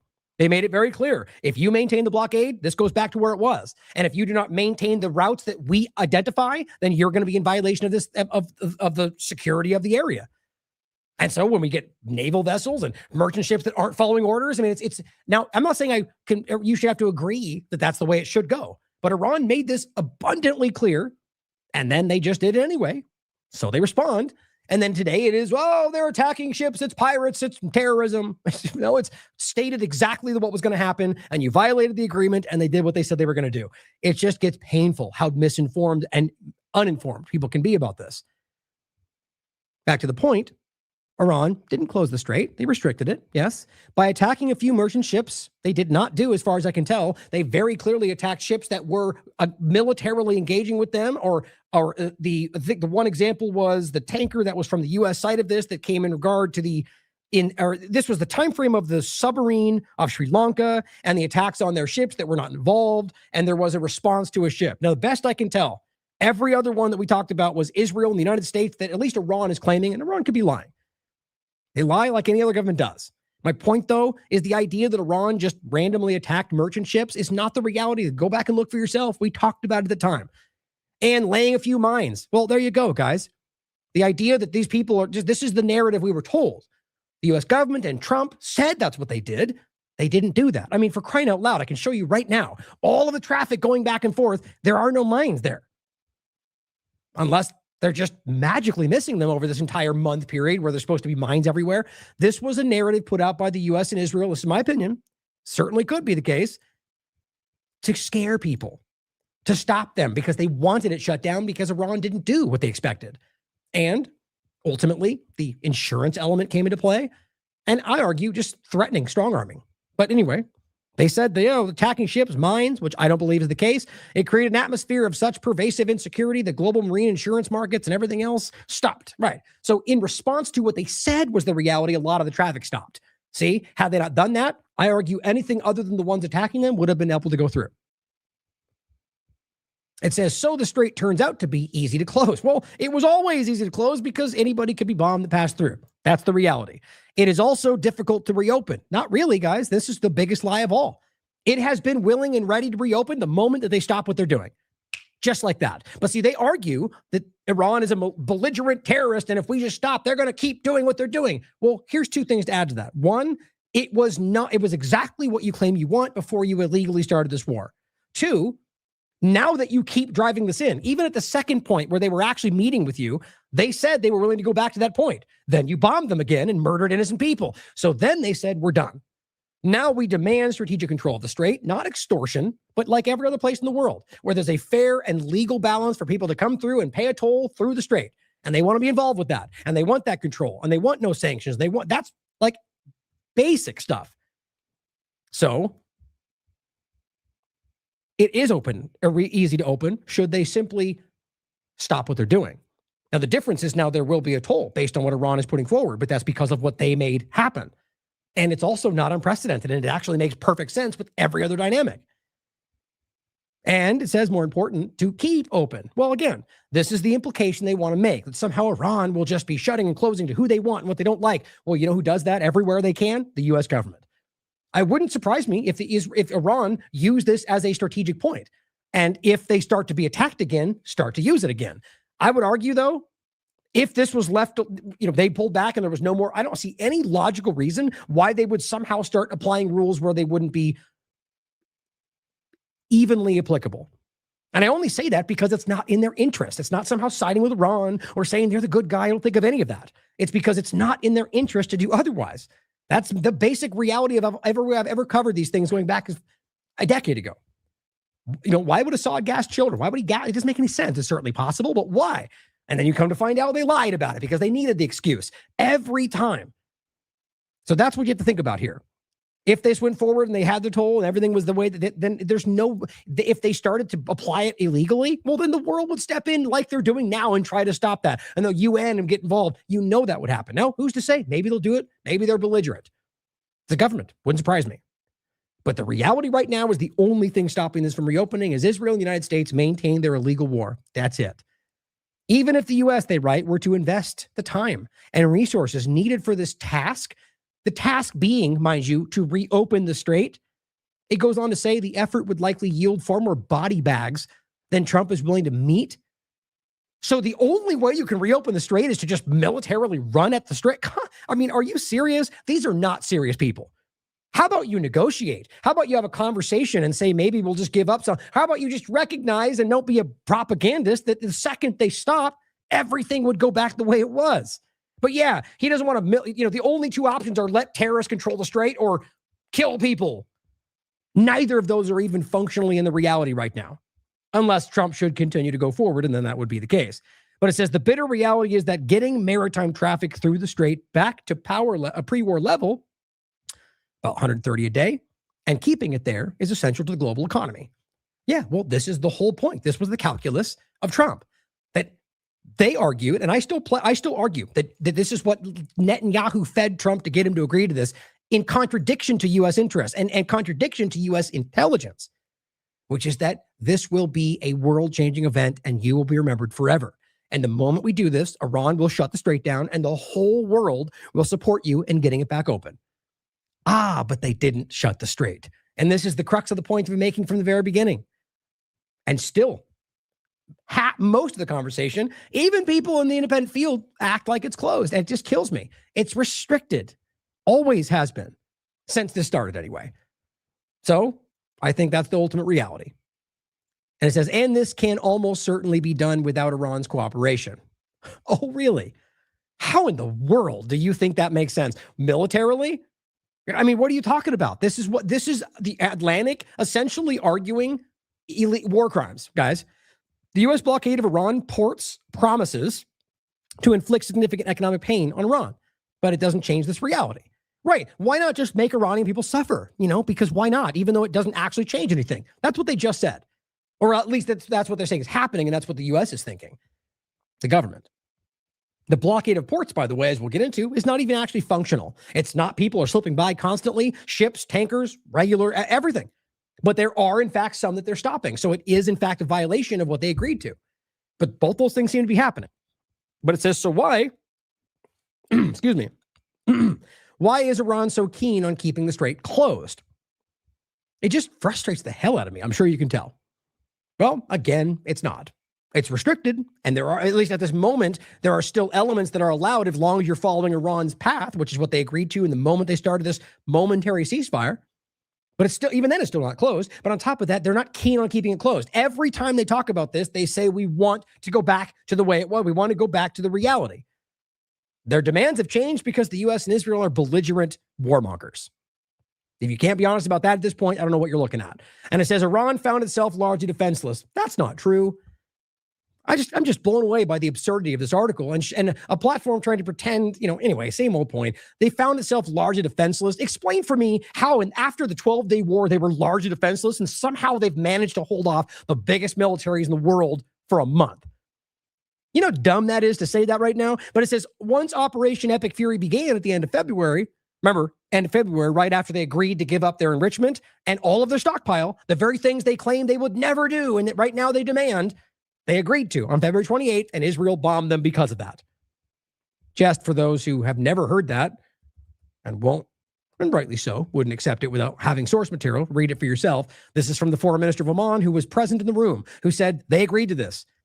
Peace is within reach if we can just give it a chance. And that night, Israel bombed and set this off. Because had they given up their stockpile, Israel would no longer have a reason, a justification to go after them. I'm sure they would manufacture a new one or just show you what they really are, which is pretty obvious today. But remember, if this is what they really wanted, they already had it. And it's not what they wanted. Now it goes on to say, Epic Fury, at the end of February, the Iranian regime fighting for its life sought a riskier yet potentially more powerful form of deterrence, control of the strait. Again, they didn't seek anything. They've maintained that for a long time. They've just been holding off on pulling this trigger because they knew that this would trigger what we're seeing. But they've always had the ability to do this. Everybody knew that. That's why it's been gamed out this way. And so again, it either shows you this journalist is this bad at their job, or they're very clearly trying to mislead you in a certain way. In addition to weaponizing the strait, which they didn't really do. You have to understand what that means. Weaponizing the strait is what Trump is doing. Iran was illegally attacked and then shut down their security control because of that war.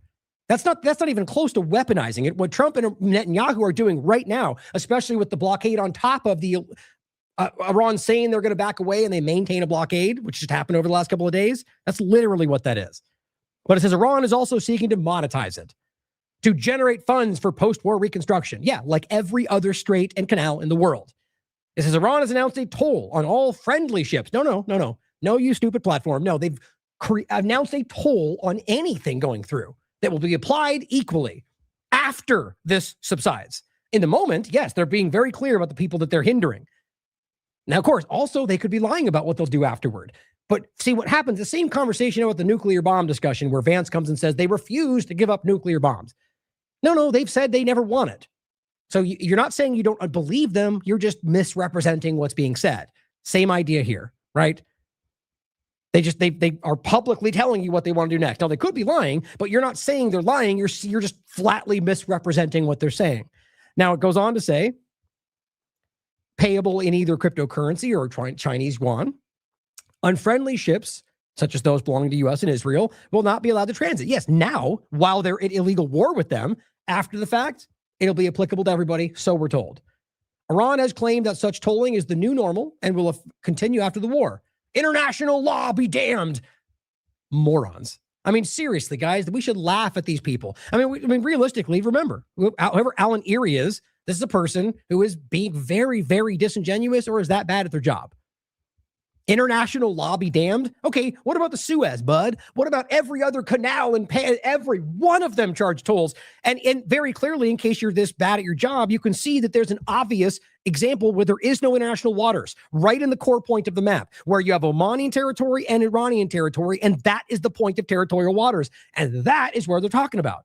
So the point is they have every right to initiate that toll, and they're already talking about working with their neighbors and other locations to do that. And if it just talked with international, I mean, it's insanely sad for people to try to frame this as anything other than a country trying to do what every other country's done, like every other part they hype about. Missiles and drones and everything else. International law be damned. Anyway, this makes me mad. As for Trump, who knows? At one point, he said that the U.S. could jointly administer a toll system with Iran. I mean, think about how dumb that is. Well, you're saying monsters and terrorists and the state sponsors of everything bad. Oh my God, everything bad, but we'll work together. We'll administer together. I mean, they don't have any, this is what I'm trying to show you about anybody who has any honesty can see that doesn't make sense. They don't care about anything. Nothing to these people means anything. And you can see it if you care to look for yourself. You don't say we're going after this monster terrorist and then just on a dime be like, well, now he's going to run Syria and hashtag freedom. Unless, and if you don't see that, then you are that bad at your job or you are dishonest. I'm talking about journalists out there. What matters most to him is that the traffic through the waterway resumes as soon as possible so as to minimize economic pain ahead of the November midterms.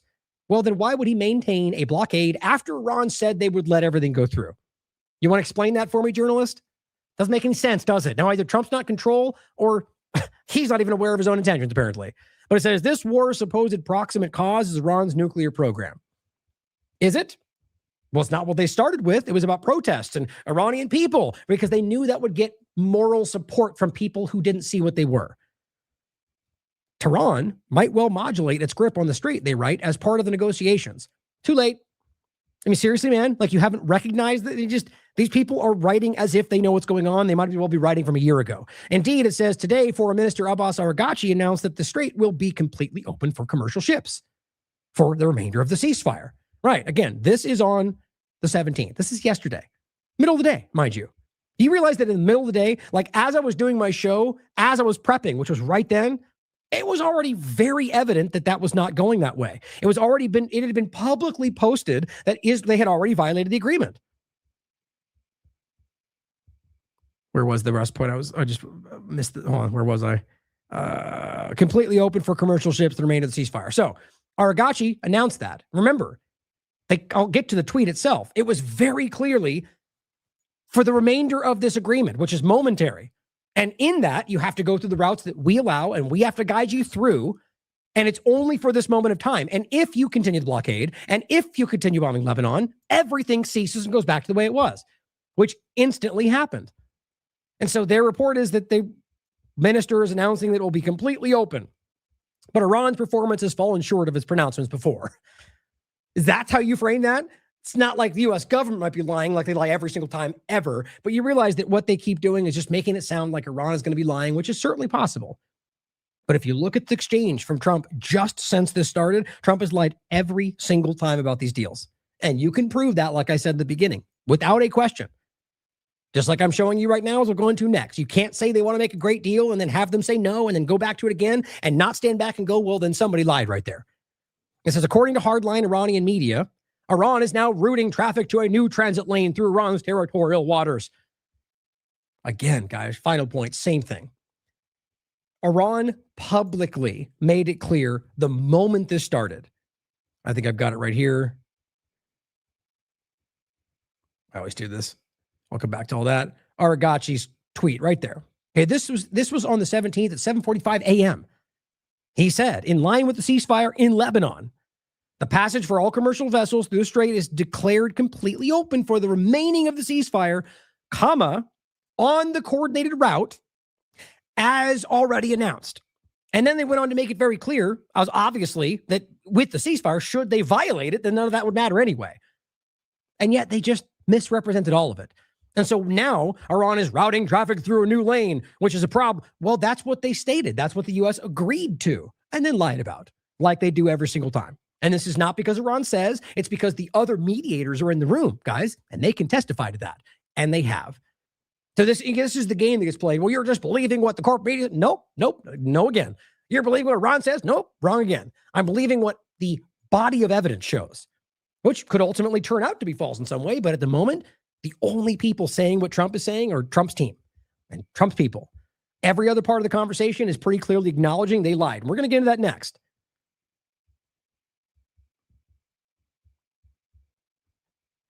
So also just remember this, as they said, and of course they could be lying, but they're making it very clear, as they've said, but to international bodies, the UN and so on.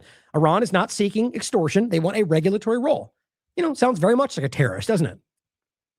What they want, as always, is just to be a part of the normal circumstance, to have the rights that everybody in the country does, to do what every country does. I mean, it's the only difference is that they yell, "You're a terrorist," and you can't do the things everybody else does. It's stupid. And again, this is back to the March 17th, as he said very clearly, Iran's minister he said publicly that Hormuz is only closed to the enemies. It's been that way from the very beginning. Now, going all the way back to this conversation, this is important to think about. On the night 2019, June 13th, June 14th, that was the limpet mine conversation. Do you remember that? It's exactly where we are now. And it was what they were trying to do then with Trump's last administration, with John Bolton and Mike Pompeo and Netanyahu. And what they were doing was trying to manufacture this exact situation. And they failed because they got caught. The title was Possible Iran False Flag in Gulf of Oman. Same point. That's Strait of Hormuz we're talking about, guys. And it says U.S. already caught in a lie. So the point here's the show right here. 7 years ago. And like, this is funny. You can laugh at me real quick. Oh, dang it. I just reloaded it. Shoot. Well, now I can do both. Let me see. I wanted to show you the map I had on there, but this is the old background and me. Oh, here it goes. Perfect. And so I'm just showing this random map showing the Strait of Hormuz. Gulf of Oman on one side of it, right? Persian Gulf on the other. And the point is, this has been happening for a very long time. And in this conversation, we address all the same points that apparently the Atlantic and they're stumbling with right now. It's always been clear. As well as the fact that here's what Khomeini had to say all the way back then, 2019, the day when they were manufacturing these false flags, which, by the way, they were basically, I'll get into it in a second. The grainy videos they put out, they were caught. He says, we do not believe at all that the U.S. is seeking genuine negotiations with Iran. And they weren't, guys. You could prove that at the time, just like you can prove it now. Because genuine negotiations would never come from a person like Trump. Genuineness is very rare among U.S. officials. Gee, I wonder why they murdered this person. And for those out there that still don't know, this is murdering this person, whatever you think about him, is the equivalent of Iran murdering the Pope and acting like that was a military target. It's just disgusting how many people don't understand where we are right now. My point in all of this is to recognize that this is where they were all the way back then. This is June 14, 2019, and this is the conversation of the limpet mines. The U.S. releases a video claiming Iran removing mines from the tanker, and it was this grainy vote. It turned out they altered the video. Remember that? They got caught to make it look hard to see. You know why? Because they were lying to you. They literally manufactured this ridiculous narrative, Bolton and the rest of them, to claim that they were about to be attacked. It all started with boats in Iran's harbors moving. That's it. That was their credible threat they used to build this entire thing, and it still failed. It's just important to realize they've been trying to manufacture this my entire life. Here's the episode, again, the article, if you want to watch it for yourself. Now, we just talked about this in the last show yesterday. Trump lies about Iran agreement. U.S. maintains blockade in quotes. Now, both those things, it's important to see both those sides because one, they did maintain a level, something, whatever you want to call it, that violated the agreement with Iran. However, I can also prove that they weren't truly blocking every ship. I get the sense, I'll go into more in a second, that there's more to that. That there's more of an agreement, like that basically some things are being allowed for certain reasons while others aren't, and that's Trump dictating that. You realize, remember with Corbett and I just talked about, one of the key elements of the Technate conversation is the control of the flow of energy. And I think there's more to that. But either way, recognize that that's the part was they lied about what's happening. And the U.S. used the blockade to violate the agreement, which caused Iran to do what they're doing now. And Israel bombed Lebanon, which also violated it. Israel violates Lebanon ceasefire. Now, it's continued in this day. We're going to end with the Lebanon part. But they violated the ceasefire the hours that this started. And they called it out. They just got ignored. Now, Brian Allen says this, and this just kind of makes me laugh because this is what I've always, ultimately we're talking about this, right? Weeks before this. And obviously yesterday, and very clearly just mapping out how, before anyone has said any of this, and you watch the show most likely, that I said it seems like this blockade Trump is doing doesn't make any sense, first of all. Why would he maintain the thing he says he wants to stop after Iran says they remove it? Right. And then on top of that, I was like, well, that seems to be a violation of what they agreed to. Right. So how much you want to bet tomorrow? Iran says they violate. Well, here we are. That's exactly what we talked about yesterday. Now, that's not because I'm special at this or psychic. It's because it was obvious. And because we're nonpartisan and objective, and you look at those things together and it's 2 + 2 = 4 to me. So here is Brian today saying, no, it makes sense. Iran closed the strait because they didn't close it. They restricted it because the U.S. military announced it is enforcing a maritime blockade of the Iranian ports and coastwater. Well, yeah, that was public, man. It was not public 8/30 and 18th. It was public well before this. So what I'm highlighting is that these people are very mainstream. And that they, even if they're being adversarial to the power, they're still reacting to what like reading the Atlantic as if that's adversarial to Trump. You see my point? Is you can get trapped in this mainstream dynamic and act like you feel like you're on the other side, but you're still trapped in the two-party illusion. You're still being fed narratives that keep you in the one view that's within the two-party illusion. Pro-Israel, pro-war, whatever it is, anti-Iran, it's all the same kind of general thing with a little bit different wedge issues and a different color. That's what I think. And so in this case, he's basically responding to what the media was now telling him today, even though it was evident yesterday and well before that. So Iran closed the strait because Iran announced it was enforcing it. Well, they went back to what they're restricting situation because the U.S. did not uphold its agreements, which was to reopen the strait, right? And it says 23 ships already turned back at gunpoint, which there are examples, many of them. But I'm also going to show you the evidence that many of them were not. And you can decide what that means. At least 2 merchant vessels, he writes, were hit by gunfire, attempted to cross. We'll go into that. And it's all exactly because these groups were not maintaining the demands that Iran put forward that the U.S. agreed to. And it says, now you can decide whether that's justified or not. That's just the obvious provable reality. And it says Trump announced the strait was open. He did, which makes no sense, but he's still blockading it. And by the way, even that was seeming to affect not just Iranian ships. Even though it was intermittent, it was still kind of broad, which was kind of my point. And it says the U.S. Navy was blockading Iranian ports at the same time. Iran called it sabotage. It quite literally violated the agreement they made, guys. And they were right, he says. $760 million in oil futures and sold 20 minutes before Trump's announcement. The strait was never open. It was never not restricted. It was a performance.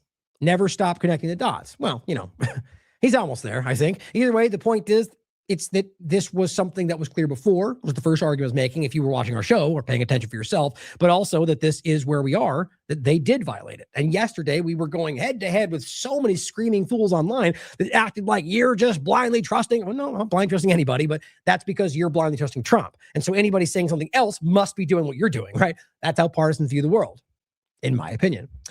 Here is Mental Sent pointing out the radio conversation between a cargo ship and the Iranian Navy. And this was the 17th, yesterday, posted at 3:35, likely hours before that, going the process here. Here's the post for this that was on 2:45 p.m. So what he's saying is the vessels are waiting for the Iranian Navy authorization to transit the strait. It says radio conversation between them saying there is no permission for you to cross the strait. Right. So here's the point where Trump announces to the world. And this is the first point I want to make very clearly, that I feel like this was a very clumsily manufactured effort to make it look like Iran was the one breaking the rules, which just shows you desperation, in my opinion. But that ultimately the argument was, or the facts were, the facts were that Donald Trump agreed to this. The U.S. government agreed. Iran said, hey, okay, they agreed. We're going to reopen the strait. And then Trump said very publicly, we're going to maintain our blockade of Iran's ports.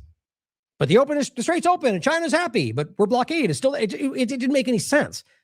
Even if you want to argue it's just against Iran, well, then that's not open, right? I mean, it's obvious there's an element there there's tons of traffic that goes to Iran that's not Iranian. So what I'm arguing or pointing out here is that what happened was then you got ships that were told or of the mind that it was open. But let's also, quick side note, let's also take note of the fact that no one's ever cared about the mines they never found. They weren't there, guys. I hope you understand that by now. My point was that this ship was of the mind that they could cross. Why? Because Trump said. But then they end up going through and Iran says, you can't, because we're now back to the shutdown point because of what Trump did. Now, whether that's because they didn't follow the right path, I can't speak to this example right here. that's part of the other ones, or it's because it was connected with something they're restricting tied to the U.S. government. I don't know. Overall, they're going to now say that's Iran violating the deal. That's what Trump is already doing, even though it's verifiable that they had already broken the deal the moment this started. And Iran was already saying it by through 245. They were already saying the U.S. has a blockade still, but they were giving them time and it said if they maintain it, this will constitute a violation. I showed you that yesterday. Here is a new account I just saw. I'll give it a follow to see how it goes. AGAH Iran. And it just simply says, Strait of Hormuz, reality on the water, not narratives. And they show you the pathway here. And it says, after Iran's foreign minister announced the Strait of Hormuz will remain open, Donald Trump issued a similar message about the shipping route remaining open. Some domestic media outlets questioned this narrative and spoke on ongoing restrictions. However, it writes, now remember, Trump was still doing that. That's the fact. But it goes, despite all of it, however, data obtained based on open source maritime traffic. That's all that matters. The GPS tracking. Because there's narratives for every politician that contradict what the GPS can prove to you. And it says the data today presents a different picture. Now, today was this is 4:54 a.m. today. More than 30 oil tankers, more than 20 cargo ships, and a total of more than 60 vessels currently transiting the Strait of Hormuz. Now, two things that shows you from today. That Iran is not completely shutting this down in any sense. Like I showed you, it is always and has been always restricted to the enemy. On top of that, some of these, as I'll show you in another tweet, seem to be ones that Trump would arguably be stopping, and he's not. Now, again, you can decide what that means. Now, it says, in recent days, reports had also emerged of the gradual return to commercial shipping in the ceasefire atmosphere, and it seems this trend is now stabilizing. Well, not really, though, because as we know already at this point, this is already being imploded by what Trump was doing. Despite discrepancies in the narratives, what is visible on the water is noticeable increase in traffic. Yes, sadly, I feel that at this moment now, this point in the day, it's already been restricted further based on what they're doing. I think this was the effort to hope that this was like what Israel does, where they just want to bomb a few more times and they finally pretend like they acquiesce, but they never did that. Tankertrackers.com showing the actual visual representation of this. And all he says is this is today, the morning. The left one is showing only tankers, all AIS pinging tankers at that. And you can see there's traffic going both ways. Some of them are turning around in some cases here. Watch. Now we see some of those did, but most of them continue. Going all the way through. Many of them are coming from down from the Strait of the Gulf of Oman and rolling up towards Iran. I mean, there's just no way you misunderstand that, guys. Now, also remember what I keep showing you on this, and this is something that's also being used to manipulate. If you haven't heard this already, this is a different tracking app, but you notice the different symbols. All of them mean different types of ships. That's the all ship view. Tankers look like this.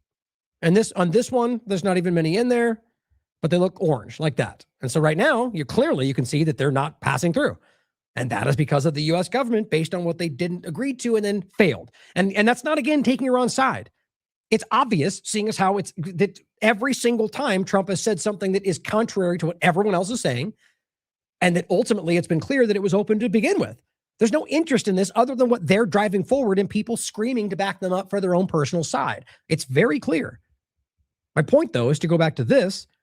This is a different app they're using, right? But it's the same point. What do you see? Only red arrows, because that represents the tankers.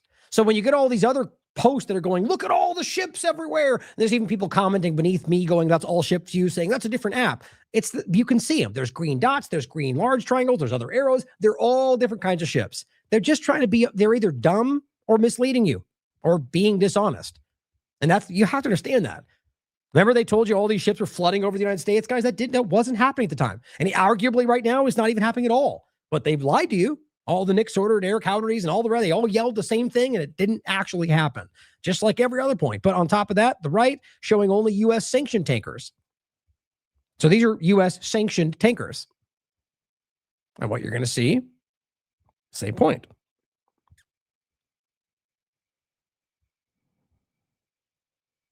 Right there. One seemed to turn. Many are not. And you could watch this yourself and continue. I mean, the point is, I follow this account. They're tracking this stuff. Overall, that is not what we're being told, is it? That's important to me. So, as Solomon Ahmed points out, vessels that cross the Strait of Hormuz. Now, this is just to make this even more clear. Don't take his word for it. Go look for yourself. He's accurate, though. So, the 28th, remember, is when this started. Just so happened to be the same day they agreed to give Trump everything he claims he wanted. And they bombed him. And now that's off the table. And now they want the same things and they're not going to get them. And that's somehow Iran terrorism, okay? So the point is on the 26th, 132 vessels had crossed. Showing you which 130, they said, was the average, right? So right before this started, normalcy was there. Not some extortion campaign for Iran to exert. No, they could have done that a long time ago. They were letting it be the reality. Then on the 27th, 128 vessels. On the 28th, 98, likely as a response to the fact they were bombed late that day, or that night anyway. March 1st, 18. Right there. That is because of the U.S. and Israel illegally attacking Iran, period. Then you can go through and check that even on the second, 7, 2, 2, 1, 0. So there have been some. That's my point. Now, I'm arguing this entire time, any one of them outside of the ones that were part of the war against Iran were being allowed to go through. They weren't because they were either afraid or misled by U.S. and Israel. But as you continue down, you'll see there's intermittent examples the entire time. It has never actually been closed, just restricted. And then you get closer and it gets a little bit more and a little bit more and oscillates, right? But right up to the 17th, there's been vessels going through every single day. That belies the entire narrative of what Trump is saying or anybody else. On top of the fact that it shows you what Trump is doing is adding to this because they just tried to and it wasn't allowed to happen. Now, as Glenn points to get into the evolution of this from the 17th to today, he says this is what MAGA was saying. Iran totally surrendered for some reason. They gave Trump everything, which is like the 75th time he's made that false claim. They're giving him their enriched uranium in exchange for nothing. Trump said so on Truth Social. We won. That's essentially the stupidity of what we were hearing yesterday. And Iran comes out and says, as I told you, and of course they could be lying, but again, every day this goes further, you find and continually this is the reality. Iran's uranium will not be transferred anywhere, says the spokesperson for Iran. They didn't agree to that. Here is, who knows, Mehi Cook has 80,000 followers, says every foreign policy genius who spent a decade collecting paychecks to tell us Iran was untouchable, well, just watched a real estate developer from Queens reopen the waterway that moves a third of the world's oil. The credential class should be embarrassed into silence. As Trump says, Iran just announced that the Strait of Hormuz is fully open, ready for passage. Yeah, except the problem is literally that day, that was already, like 3 hours later, it was already being shown to be a lie. Because Iran was already going, well, you're blockading. You publicly said you are. And if you maintain that, we're not okay. And there was already agreements about the ceasefire in Lebanon and about the shipping going a certain direction. They didn't follow. Trump just lied or he was lied to. I'm not sure which it is. But for her to act like reopening the strait that was open when this started is somehow some monumental shift. In fact, I mean, the funny thing is it didn't even really open the way they're claiming it did because of what they did. It would have. And yet you praise him for doing something he didn't do that was something that was already the way it was before you started this. Talk about stupidity or dishonesty. As Glenn writes, nobody in the credentialed class ever thought any American president could get the Strait of Hormuz opened. Dozens tried, yet they all failed until now. Trump somehow did it. I never thought I'd live to see the day when the Strait of Hormuz was open to movement of oil. He's being facetious. Because it's the dumbest thing in the world to argue that you can't prove it was open right before this started. This is the kind of person that is screaming about this stuff, whether because they want the reach or because they actually believe it. Here's an example of somebody who has now started to call out the things he used to support in Trump. Robert Barnes. Here's Jack Posobiec, who just is one of the most, I mean, this guy has shown himself to be like, blindly adherent to the team. Frankly, because I think this guy is straight up intelligence. I mean, like the reality of what he comes from is Navy intelligence. And I don't think that's a stretch to understand that he might still be connected to that. Just a thought is all I'm saying. And he says, I have been saying this since December 24th or 2024, and people are finally catching on. And what is that? This person says in just over a year, the United States has fully controlled the world's 4 major maritime checkpoints, Gibraltar, Malta, Hormuz, Panama. Is that the truth? No, not really, not even functionally. As Robert Barnes says, new part of the Trump religion is to torture your reputation and self-respect by weekly self-humiliation rituals. The latest is people like Jack pretending we, quote, control the Strait of Hormuz. But or secondarily, which they don't clearly, is the argument that somehow this circumvents every other thing you were promised, Jack. What about all the things he promised you? None of that mattered, or was he lying to you to get this global transition that you guys all pretend wasn't happening until 30 seconds ago? It's just sad, guys. And as Glenn points out, as they said, Iran gave Trump everything, the same point. Trump got it all, we won. He told us on Truth Social. Well, the reality, significant differences, this is 1 o'clock yesterday, between Iran and the United States remain to reach a deal aimed at ending the war. A senior Iranian official told Reuters on Friday, adding that keeping the Strait of Hormuz open is, quote, conditional on U.S. adherence to the terms of the ceasefire, which is exactly what I reported because it's what they said. But funny how barely anybody in the corporate media, mainstream alternative, same thing, ever cared to report what Iran said. Even the so-called Democrats hating Trump blindly stated what Trump said as fact. Funny how that works. The official who spoke on condition of anonymity said, quote, no agreement has been reached on the details of the nuclear issues. Now, again, you could argue they're lying, right? But now, what are we seeing today? Well, Trump is now threatening them because they're not reaching a deal. So you can now clearly see that that deal didn't actually happen. Trump lied, or he was lied to. I'm not sure which way it goes. And serious negotiations are required to overcome the differences, he adds. He said Tehran hoped that a preliminary agreement could be reached in the coming days with mediator Pakistan efforts, which I'm still insanely blown away by. How are they still engaging with this? I honestly think it's because Iran recognizes they're winning. They know they're at risk. They know they could bomb where their location is, but they know that if they keep doing this, the best Trump seems to be able to do is lie, and that keeps making them look weaker. And I think they recognize that at some point they're going to get the leverage enough to where they're going to give them something. Trump will probably still lie about it, but they know they're going to get. I think that's my feel on it right now. And I'll make that more clear in a second. But it says with the possibility of extending the ceasefire to, quote, create space for more talks on lifting sanctions on Iran and compensation, which seems to be a huge part of this that they don't want you to know about. In exchange, Iran will provide assurances to the international community about the peaceful nature of its nuclear program, adding that any other, quote, narrative about its ongoing talks is misrepresentation of the situation. Simple.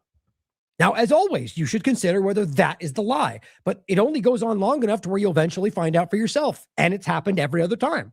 So consider right now whether that may be misrepresentation, and then watch. And what you'll continue to see is that Trump lies to you about everything, just like every other politician, like Biden, like Obama. But it's worse because he's bad at it, I think. But overall, compensation and the peaceful nature of its nuclear program, and what I think is important there, they were, I'll say it 1,000 times, willing to give it up like they never have before. Willing to give up the entire thing, the program, the stockpile, enrich the whole thing.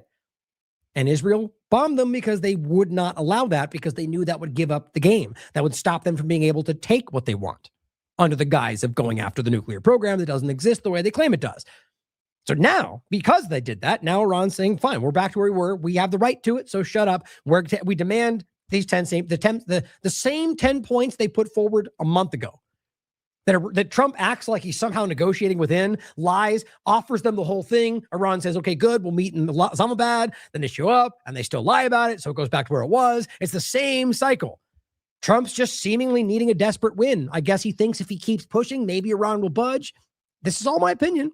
But you must understand, they've maintained this. Iran has maintained the point they put out a long time ago when they said, we're no longer negotiating. And the only reason they came to that last talk is because Trump said he would give them everything. I think that's pretty self-evident at this point, but come to your own conclusions about it. Now, here's what we're getting. Ronald Carter, one of these, I don't know, another one, same thing, 100,000 followers because they say what Trump says. This was the most insane single day in American foreign policy in a generation, and most people missed half of it. All of this isn't true, by the way. So this is what he put out yesterday. Iran agreed to its entire program, give up a nuclear program indefinitely.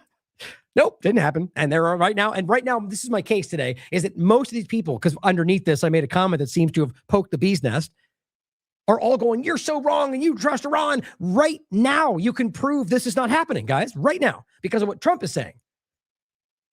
So you could argue that Iran said they would, and then they reneged. That's possible. But nonetheless, this was never happening, guys. And it says Iran agreed to close the strait. No, they did not. And it says, again, or to never close a strait again. They did not do that either. $0 changed hands, which is interesting. We'll get into next. I think that might actually be what's going to happen. But it says the U.S. naval blockade on Iran stays up. They didn't agree to that. In fact, that was explicitly stated from the moment it came out, before this ridiculous person made this post, that was a violation of the agreement, that it would be, everything would end. They just didn't care. Trump publicly ordered Israel to stop bombing Lebanon, used the word prohibited in all caps. Yeah, he said things really, he typed them really strongly. And then Israel continued to bomb Lebanon, you complete moron. And they're doing it right now, by the way, because they're bombing it again today. Check it for yourself. Netanyahu went on live TV and admitted he was acting as a U.S. request. Okay, so this is you're desperately trying to show us that the Israel is controlled by the United States, which is not the reality, in my opinion. But either way, what are you arguing?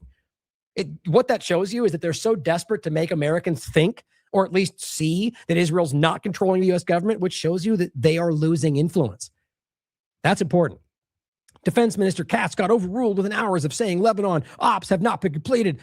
Guys, they kept bombing Lebanon. I mean, you already know this stuff. You know this person's a joke. 10 days. This is complete parroting of what Trump said with weirdly added things that I don't even find anywhere. 10-day Israel-Lebanon ceasefire took effect overnight. Displaced Lebanese civilians started walking back to their villages and then got shot. That happened. We'll talk about that today.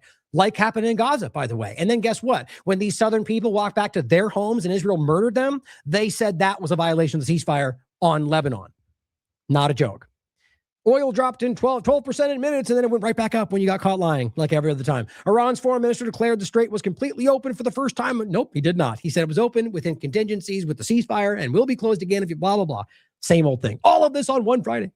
Well, I said, those of you who just keep parroting what Trump said, even as you continue to be proven wrong time and time again, and yet you just keep blindly posting what he yells out as absolute fact, well, there needs to be a new word created for whatever that is, because it is insane. But it's crazy, guys. You should look at it. This is half what I was engaging with today. And it's just wild. It's wild that people will continue to adhere to. And I mean, don't waste time on it. But if you want to laugh, it's down there. Now, Saeed Mohammed Marandi yesterday said what exactly ended up happening. He says, personally, I believe Trump is probably saying all of this nonsense about agreements with Iran so that he can later claim Iran didn't keep its promises, which is what he's doing. Promises Iran never made. The chances of renewed murderous aggression from Trump and Netanyahu are high. Iran is ready. And literally what Trump did. And of course, this Eric moron comes out and says, Trump caught lying, Iran lying. Why? Because Trump said? I mean, think about how dumb it is to say, this is today, you mind. You know, you understand. You also know this guy is, none of them are. These people are not about their legacy, their reputation. They're just cowardly blind, whatever they said, team sport players. That's what they do. That's why we laugh about how they will contradict themselves the next day and they don't even take down the other post. The reality is that at this moment, you can prove that what Trump said was not true based on what the mediator said, what Iran is saying, what the reality of this is, because Trump came out and said they want a deal so badly. They agreed to everything and then they just don't do it. So fine, let's say they lied. Eric, how do you make sense of that? What are you arguing? That they just keep lying even though they're being destroyed and Trump's going to win and he can just take it if he wants to, but he still goes back and makes a deal and then says they agreed and then says they didn't. Then it goes back to cycle. Well, you got to be a special kind of stupid to not understand that that's Trump lying. That's obvious. You told me everything's been agreed to. Let me see if I actually got, I did get that. Here's the clip. Only clip I downloaded today. You told me on the phone earlier that everything has been agreed to. You told me earlier that everything has been agreed to. Iran was saying something different. So what has been worked out in that time? What say something different because, they have people that they have to cater to also. I really don't. I'm just doing the thing that's right. I'm just saying it like it is. And we have a situation, I think, that is going to be very beneficial. And the main thing is that Iran will not have a nuclear weapon. You cannot let Iran have a nuclear weapon, and that supersedes everything else. Iran was saying something different. So what has been worked out in that time? What say something different because, they have people that they have to cater to also. I really... Tell me you got that. They have people they have to cater to also. Now, you may not think that's important. Words have meaning. That was not an accident. Donald Trump is admitting right there he has to cater to people, which we all know. The question is who he means. What he's saying, or wants you to think, maybe I guarantee it's true, but the point is we don't know for a fact who they are beholden to and what Iran's government feels they're account. The point is that he said that they are accountable to, or play it again, so I don't misquote it. You know, they have people that they have to cater to also. They have to cater to also. So meaning that Iran is lying to you, he argues, because they have to cater to what the people want to hear. Even though, guys, you can prove that that's not what actually happened by the simple reality of the circumstances right now, like every other time before it, where Trump's own statements contradict what he said 30 seconds ago. But it's so important to hear what he said. He's admitting that he's catering to certain people's opinions. It's not American people, because that's nobody wants to hear what he's saying right now. He's catering to you. You can decide for yourself. You know what I think. I think it's all the elements we're talking about. The whole, the transition, the Zionist element, the whole thing. And he is catering to them, not to you. I really don't. I'm just doing the thing that's right. I'm just saying. All right. So they have someone to cater to also, but I really don't though. Then why you say also? That doesn't make any sense. He realized he said that, then goes, but I don't, because I'm not. Never mind. So what has been worked out in that time? I want to say something different, because, you know, they have people that they have to cater to also. I really don't. I'm just doing the thing that's right. I'm just saying it like it is. How are you? We have a situation, I think, that is going to be very beneficial. And the main thing is that Iran will not have a nuclear weapon. Same old, right? Yeah, the same thing. Everyone's laughing at you every time you say that, despite the, except the people that just all know it's false but agree with you because they're on your team. This is just stupid. It's just lazy. Your own intelligence said it wasn't true. The group you would point to make that, to verify that, said publicly it wasn't true. But yeah, just keep, and also it's not that you said it was Iranian people that you wanted to save, right? And you also said you obliterated their program. So guys, this is the embarrassness of why everybody knows he's lying. You cannot let Iran have a nuclear weapon, and that supersedes everything else. Apparently, even the freedom of the Iranian people that he swore was the only reason he did this. It's just dumb. But again, caught Iran lying. What do you mean you caught him lying? Because they publicly said, nobody caught anything if it was all publicly stated. This is about framing to make it seem like it was some secret ploy and they got caught. No, they stood up publicly and said, that's not true. Nobody got caught doing anything. It's just lazy. And again, Iran bluffs, he says. How so? Right? I mean, walk me through how that's a bluff, Eric. So they come out and they say, we want these 10 things. And then Trump says they want a deal super bad, and then meets with them. And then comes back and they say, good, we made an agreement and we're doing this and we're going the way Trump wants to go. And then Trump stops it, keeps a blockade, violates the deals, and said they lied. Okay, how would they lie? In what way would they agree to give up everything for nothing? Why would that even make sense? Because they're so weak. Well, then why don't you take things? Why don't you just take what you want then? You can't keep playing this game of stupidity. It is evident within their own broken logic that this is not what's going on. If Iran bluffed, to what end? What did they gain by giving up what they wanted? It doesn't make sense. And I know I'm even wasting time because you guys all see this, but it's for some people, they need to hear it, guys. Now, here's what Aragachi pointed out on the 17th. And you heard it a second ago, but hear it again. Because it was public at 7:45 a.m. In line with the ceasefire in Lebanon, which means if you violate that, this breaks. The passage for all commercial vessels through the strait is declared completely open for the remaining of the ceasefire, which obviously means should you violate the ceasefire, that's no longer open for only commercial vessels on the coordinated route. Now, that's important because what we show that was yesterday, and I have one here, I think actually two, I'll come to it in a second later, showing you what they're outlining for that. There's two very clear paths, which just simply makes it easier for Iran to strategically negotiate, to traverse the area, right? Otherwise, they'd be forced to sort of deal with anybody everywhere. So what they said was, you are in this agreement, which the U.S. agreed to, you are forced, you have to go through these two routes that we will guide you through. And Trump just either, again, got misled by Witkoff and Kushner, or he just lied because I guess he wanted a 30-second win. Seems stupid. So here, Barnes on the 18th, which is not necessarily important for those that now think he's a traitor, I guess, but just for anybody out there, this is what he was a supporter of this, and he's calling it out, but everybody who is not blinded by the team on this can see what just happened. And he says, extraordinary, the number of MAGA folks that humiliated themselves on the 17th, pretending Trump was telling the truth, that Iran capitulated to all demands with the strait was open, back to pre-war traffic. Biggest loser was Clay Travis. Because these, like I said, way back when he first came on the scene, the new Rush Limbaugh, no, they're all just blind followers. It's what they do. And this is another aspect. I think this is meant to sort of mimic the Kaplisi letter, or how that's pronounced. It's called the Hormuz letter. I guess it was opened at the end of 2025 as an account. This is dishonest. This is just straight up deliberately, in my opinion, or maybe they just were misled themselves. I don't know. They say the Iranian Navy is publicly calling Aragachi an idiot. That's not what happened. And it simply says, we will open it by order of our leader, Khamenei, not by the tweets of some idiot. Well, if you're even remotely paying attention, that was a very public sentiment put out by many people in Iran, which was Trump's tweets don't mean anything. It matters when we take action. We're not guided by tweets of some idiot. They're talking about Trump, guys. Verifiably so. Don't take my word for it.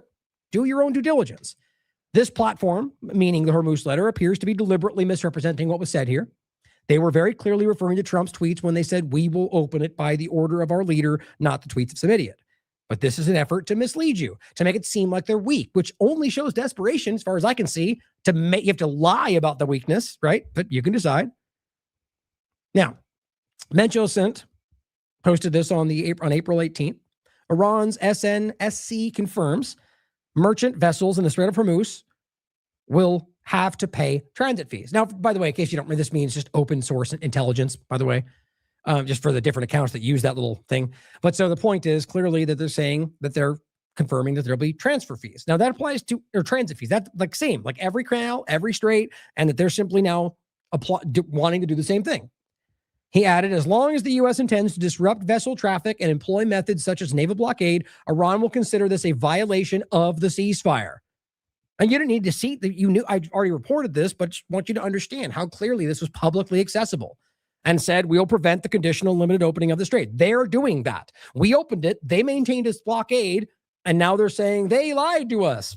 It was obvious what happened. Yeah, same thing. Just they're saying, that it's the initiation of the toll and, the reality where we are. Now, Al Jazeera breaking news, 2:12 a.m. today. Iran's defense ministry spokesman Reza Tlaib says that war with the U.S. has not ended, and it warns Iran will respond to any, quote, deception in diplomacy, adding that opening the Strait of Hormuz to non-military ships is conditional on a ceasefire with Lebanon, which they are violating, as well as the blockade. So the bottom line is, you guys broke this, and so we're back to where we were. So now as Trump is screaming all day today about how Iran lied, it's just because, like Marandi told you, he wanted to set this up to look like they were the ones that violated something that they didn't even agree to. And that's why it seems the entirety of the Western media never even chose to talk about, let alone point to, what Iran was saying at the same moment this happened. How do you not see how clear that is? I mean, even if you think they're lying, you still give it's journalism to say, here's what Trump said, here's what Iran is saying. They don't do that. The supposed adversarial media that hates Trump, we're basically parroting Trump's exact statements from Truth Social. It's painful. Now, here is NBC. Iran says Strait of Hormuz is closed. Again, as vessels attempting to cross come under fire. Now, this is first from a corporate platform. Some of the points I think are good to relay, but I want to make sure we get into the bigger, now, I mean, not just corporate, but just the bigger picture of what's going on here. But this NBC is, classic in this. It says, Iranian state media said on Saturday, that is today, that the strait has since closed due to the U.S. failing to uphold its end of the bargain. Now, as of right now, based on the same information, my mind, and it'll be more clear tomorrow, is that this is the same way it was before. It's restricted. But again, maybe tomorrow, maybe we find out that they officially closed it. And if they did that, that's because of what they just did yet again. Not only murdering the people in diplomacy, but pretending to meet for diplomacy and then just lying about what's discussed. Every moment, this shows you that there's less and less reason to even deal with these people. So maybe that becomes them going, but I don't know why that would happen. See, my mind is that they didn't. Again, not my mind. The facts are that they didn't officially close it. They didn't put mines. That was lied about to scare people. Iran, I think, knew that that's what they wanted them to do and didn't fall for it. So my question is, why would they do it now? All it would do is hurt their agenda. So we'll see tomorrow. I just want to make that statement of fact. I think, or rather logic, is that I don't think it makes sense for what they would do. It's not in their interest. And it says, due to the U.S. failing to uphold its end of the bargain. At least they argue, at least they point out that the only reason they would close it is because the U.S. broke the agreement. Iran blamed the U.S. for its ongoing blockade of Iranian ports. Iran, quote, agreed to allow a limited number of ships to pass through the strait according to agreements. And it says, but U.S. did not fulfill their obligations, so the Strait of Hormuz is now closed again, and passage requires Iran approval. Well, if it's Iran approval, technically it's not closed. It would just be restricted. That matters to me. I'm going to say that every time. But it says, because I do think there's a game of making it sound like it's entirely closed for the agenda of the U.S. Zulfagari said that, quote, control of the Strait of Hormuz was returned to its previous state, like I said, under strict management and control of the armed forces. He warned that Iran would continue to block transit through the strait as long as the U.S. blockade of Iranian ports remained, which would mean that the moment you stop the part that you're violating, that this would go the way that you agreed to. Seems pretty simple. And on top of that, that what it reverts to is the strict management and control of armed forces, which we'll get into of why the attacks happened. In Washington, Trump said U.S. talks with Iran are going well. See how dumb this is? And he expects to have more information by the end of the day. He was saying this while this was going on, while Iran was screaming about this, and he's going, we're doing good. Look for yourself. At the same time, like, great, talks are great, but we may have to bomb them if they don't agree. He does that every time. You're telling me honestly that if you're a personality, I don't even need to say it, I don't think, because I think anybody's honest already agrees. But you're going to go, does anybody honest actually believe that somebody would look at all this and walk away thinking Trump's telling the truth? That, how many times can Trump go, we're doing great, and they want to deal so badly, and then it doesn't happen? How do you make sense of that? How would you argue that in some way that's Iran being weak? I mean, it doesn't make sense. Anyway, I'm just wasting time. I'm trying to find a way that might even line up. I think that's a good exercise. Always put yourself in the argument and try to see if there's a way you can make it make sense. It just doesn't make sense to me. And it says in Washington, again, Trump said the talks are going well. Trump declined to take reporters' questions about Iran, but said that we have very good conversations going on. No, you don't. Not right now. So he's lying to you. Again, self-evident lies, guys. And it says he said Iran got a little cute later, adding they wanted to close the strait again. So wait a minute, you're doing well and having good talks, but you're acknowledging that you're not on the same page. He's lying. He's lying and desperately trying to make this feel like it's something good happening. They can't blackmail us. But I thought you just said 10 seconds ago that it was going well. And who's blackmailing you, Trump? This is the game they talk about, the extortion and holding the world hostage. The only element keeping it the way it is you in Israel. Elements. How are they blackmailing you if they go back to the reality of what they're controlling based on your lies in the agreement? This is the simple way as always. These are pirates and terrorists accusing them of that which they are guilty. That's what the U.S. and Israel do. I mean, if you're truly griping at even the word terrorist, you might want to check out the genocide going on. Iran closes Strait of Hormuz again over U.S. blockade of its ports. This is for Al Jazeera today. Iran says it has closed the strait again, calling the decision a response to continued blockade of its ports by the United States. The Iranian military on Saturday said control of the strategic waterway, through which 20% of globally traded oil transits has returned to its previous state, with reports saying Iranian gunboats fired at a merchant vessel as it attempted to cross. We'll talk about this. The closure of the strait came hours after it was reopened. Hours, mind you. So that's my point, is that it took all the way till today for people to recognize what was happening hours into this yesterday, because no one's talking about what Iran is saying. They're just parroting this broken fake conversation in the two-party illusion that doesn't even represent most Americans anymore. And it says, with more than a dozen commercial ships passing through the waterway. It did, before the U.S. violated the agreement. After the U.S. mediated 10-day ceasefire deal was reached between Israel and Lebanon, which they violated the very day that started. The Islamic Revolutionary Guard Corps on Saturday said in a statement, cited by Iranian state media, that the ongoing U.S. blockade of Iranian ports represented, quote, acts of piracy and maritime theft, adding that the control over Hormuz is, quote, under the strict management and control of the armed forces. Now, we're going to get into right now the point where it ends, where it seems that Hegseth is now talking about the fact that they're going to start boarding Iranian ships everywhere in the world. You keep telling me who the pirates and terrorists are, guys. It says, quote, until the U.S. restores full freedom of navigation for vessels traveling from Iran to their destinations and back, the status of the Strait of Hormuz will remain tightly controlled and in its previous condition. How in the world can anybody feel like that's an unreasonable thing to say? By 10:30 on Saturday, at least 8 oil and gas tankers had in fact crossed the strait, but at least as many had appeared to turn back, having begun to exit the Gulf, and as the French press agency reported. Now, I can't speak to why. Maybe they were being pressured by the U.S. Maybe Iran was threatening them. Maybe they were just aware there was shifting things and they're, maybe there's mines, whatever it is. Or maybe they just became aware that now they're part of the enemy side again because of what the U.S. is doing. Who knows? The point is that none of this would have happened if they would have just followed through with what they actually agreed with. Later on Saturday, India summoned the Iranian ambassador to protest against the shooting incident involving 2 Indian-flagged merchant vessels in the strait, India's Ministry of Affairs pointed out. The ministry said in the statement that Secretary Vikram Misri summoned the Iranian ambassador and conveyed India's deep concern over the incident. Now, it says the toing and froing of the strait cast doubt on U.S. President Trump's optimism the day before. Yeah, is optimism, you mean his belligerent lying about what was going on? And again, how many times can you have him go, it's going so great, and then have this happen, and then he threatens them for not doing something until you realize that he lied about that.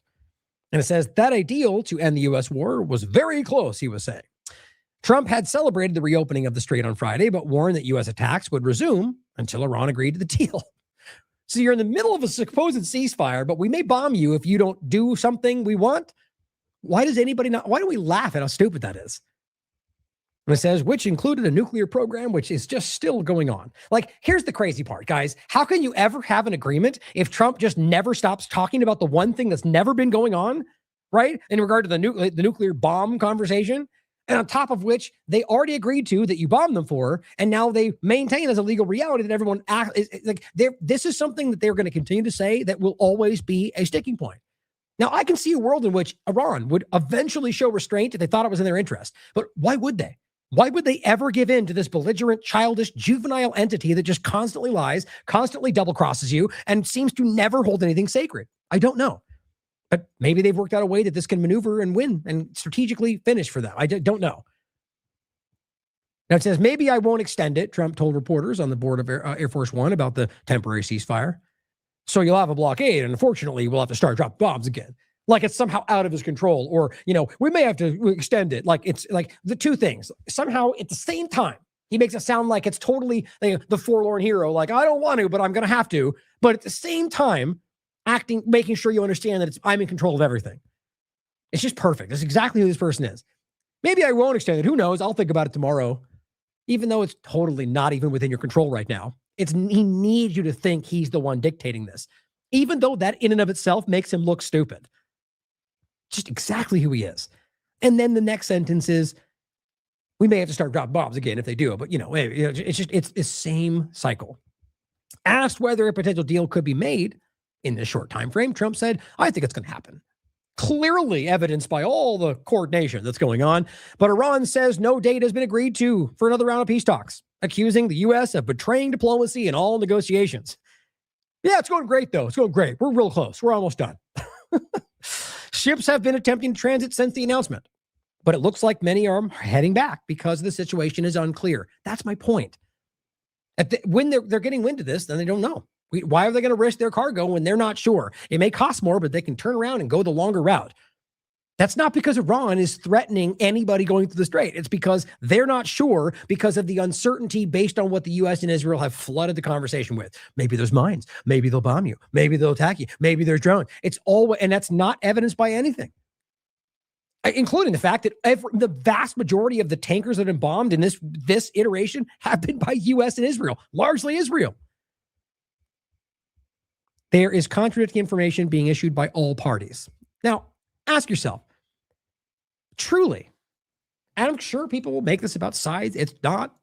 Point something to give me an example of where Iran has given you something that's contradictory. I guarantee they can and will, given the opportunity, will deceive us all. That's what governments do, guys. And I mean every part of that. But as we're standing here, show me what Iran has been contradictory about. That's even from Al Jazeera saying, well, yes, there is contradictory information, but all parties? I mean, it's obviously possible that Iran could be lying about any of it, but what are we proving? I see Trump lie, and keep getting called lying. And Iran comes out and just goes, well, we're 10 points. Still there. We want 10. That's what we're demanding that. Anything else is a lie. How is that contradictory? It's a good question. I mean, you really think about that. Now, here is another article from the Tribune. Indian vessels shot at, forced out of Strait of Hormuz by Iranian Navy. Iranian authorities defended the move. Now, this is what you don't get. This is why I have to track down these responses, because barely even on Twitter half the time. But these are coming from the Iranian government, Iranian media. That's why I'm so important that I have Robert in part of the Last American Vagabond, right? For those who don't know, largely right now, it's Derek Bros, lead writer, Whitney as well, still on the team, Robert in Lakesh. And I mean, that's largely the main part of this with other elements involved. And it's important. Robert knows, I mean, I'm sure you probably think that I'm going to promote him more than anybody because it's on the team, but I hope you really look at his work, whether on TLAV or elsewhere. He's got to be one of the most knowledgeable people on all of this than most, truly. If not the most. I mean, that's why I want to work with him, and that's why it's important that he has his insight here, because he'll break things down well before anybody's even talking about it. That's what I strive for in this platform, guys. So in this case, the point, Iranian authorities defended the move. This is about their response to this that you won't really find many other places. Iranian authorities defended the move, stating the Strait of Hormuz has been brought back under intense management and control in response to what they described as a U.S.-led blockade and piracy. All right, so wouldn't you expect that to at least be part of the conversation? Like, so Trump has asked, or anybody, even the military in like the briefings, well, what happened? Well, we don't know. Iran's not following the agreement. Well, they at least said they do. Why wouldn't you let people know what they said? Because they're liars. That's why. Because our government lies to us about everything. A statement from Iran's Supreme National Security Council, which you should question, indicated that the Islamic Republic is now exercising conditional control over all of maritime traffic through the strait, including issuing transit permits, mandating navigation routes, and enforcing wartime regulations. Quite a bit different than we're bombing everybody and it's shut down because we're pirates. It's obvious that they're still doing what they did before, but they're in control. They're trying to initiate this control in a legal sense so they can maintain this going forward. And it's only happening because of what they started. It's literally because Iran has more leverage. That's it, guys. They gave them this because of their belligerence and their stupidity. And it says the council said Iran had briefly allowed limited commercial passage following a temporary ceasefire early in this month, but warned that any disruption or continued blockade efforts would be treated as violations, which is literally what ended up happening. It further underlined that access to the strait would remain conditional until a lasting peace is achieved, effectively signaling a prolonged phase of restricted navigation through one of the world's busiest energy corridors. And you know what would stop it? This second, if the U.S. and Israel just stop doing what they're doing. I'm not talking about giving up anything. I'm not talking about giving away territory or literally anything. Just stopping from restricting the territory that you don't own. It'd be over. Now, not in the sense that they would end their restrictions against their enemies, because that doesn't mean the U.S. and Israel are done bombing Lebanon or done sanctioning Iran or done doing all the illegal things they're doing, but it would, from the global perspective, stop the restrictions on the strait, which is what Trump claims he wants. But it's not really. They want what they want control. They want to take the territory. They want to be able to institute their ideas in these areas and bring in the Board of Peace to reimagine the world they take over. Now, this is just funny to me. He's doing this ridiculous phase. You know, I mean, the whole thing about the psychedelics, good. I'm glad. How much you want to bet it doesn't actually happen? You got Joe Rogan back there as the token behind him going, we're going to sign the thing, which if you looked into it, means we're going to look into this. That's all it means. Now, of course, Trump tells Rogan, I guess we're told, that he's somehow going to let Rogan do whatever he wants, because that's what it looks like to be a dictator, where you can do whatever you want. You can't, though. Bottom line, it's an executive order saying they're going to look into psychedelics, which, by the way, have tremendously powerful therapeutic benefits. You don't have to agree with me. It's the fact. You can look into it for yourself. Microdosing and so on, with damn near everything. It's also your right to do whatever you want with your own body as an adult. The point, though, is even though he does this, I bet you it goes nowhere. Because it doesn't work for the pharmaceutical industry that holds everything, one of the many things that influences this office. But why did it happen now? You know what I think. Look over there. Look at anything other than our completely imploding reality as a government. But it says they tried to ask the president after this presentation about the two vessels in the strait that were attacked. And he just says, out. That's all he does. Out, out. Kicks them all out. That makes sense, right? Iran's Revolutionary Guard says the Strait of Hormuz will be closed from this afternoon until the U.S. Navy blockade is lifted. Just again, this is just 3 hours ago saying it's only doing this because of what you're illegally doing. Very simple. You're not going to hear this in corporate media because they lied to you. I mean, short of the, like, you will find it in the written articles in some cases. It won't be very largely promoted. It won't be on the main page, but you will not hear this on Fox or CNN or most of the others. I argue. I don't believe it. But I could be wrong. Look for yourselves. Now, here's what's funny. Coming off of yesterday's argument. Oh, wait, hold on. Did I skip something? Oh, no. Yeah, we went over this. Yeah, okay. I was make sure I didn't miss this. Okay, so this is funny to me. We just talked about this yesterday, right? We're reading the article. I just, as a thought, I considered whether with the whole Keir Starmer and the grouping talking about opening the strait that didn't involve the United States, wondered whether or not that might be aimed at just anybody blocking it, including the United States. That'd be interesting, right? To see some kind of coalition, because I do think that this is what matters to them. Not necessarily about the side, but just if this goes long enough that they just need this to reopen again, even if they have to stand against the U.S. agenda. But today, I find this, or rather yesterday at 10 a.m., just kind of embarrassing. So this is at a moment when, by the way, it had already been opened, but then Iran was already saying, we're going to go right back to where we were if you don't stop your blockade. And Starmer comes out and says, it's good news. The strait is now reopened. This must be a long-lasting, workable situation. I mean, had you even barely looked at what anybody was saying other than what Trump is saying, you would have known this was wildly unlikely. But maybe he doesn't even care. Maybe he's adding to the narrative. Maybe then he'll go, see, Trump, I'm on your side. Stop making fun of me. Who knows? End of the day, by the time he was done typing this, it was already not open. It's just sad. These people are just part of the game. So here's a good article from Reason. Trump's Iran deal looks a lot like the previous ones he hated. Now, I only say good because of the point that they're making ultimately there, because overall, there's just as much misleading stuff like most of these. But the fact that we can acknowledge through all of it that what he's doing, even if he gets what he wants right now, what he says he wants, is a worse position than what Obama ended up in. And yet, and this is just so comical to me, including the money, which I bet you actually happens. Let's go through this. It says, on Friday morning, U.S. President Donald Trump announced that he had reached a deal with Iran to give up its enriched uranium, which didn't happen. Very clear. No money will exchange hands, he very clearly wanted to say out loud. And the deal is in no way subject to Lebanon, even though we insinuated that Israel would stop because he asked. They didn't. They bombed them right then, and they bombed them today. We'll go over it in a second.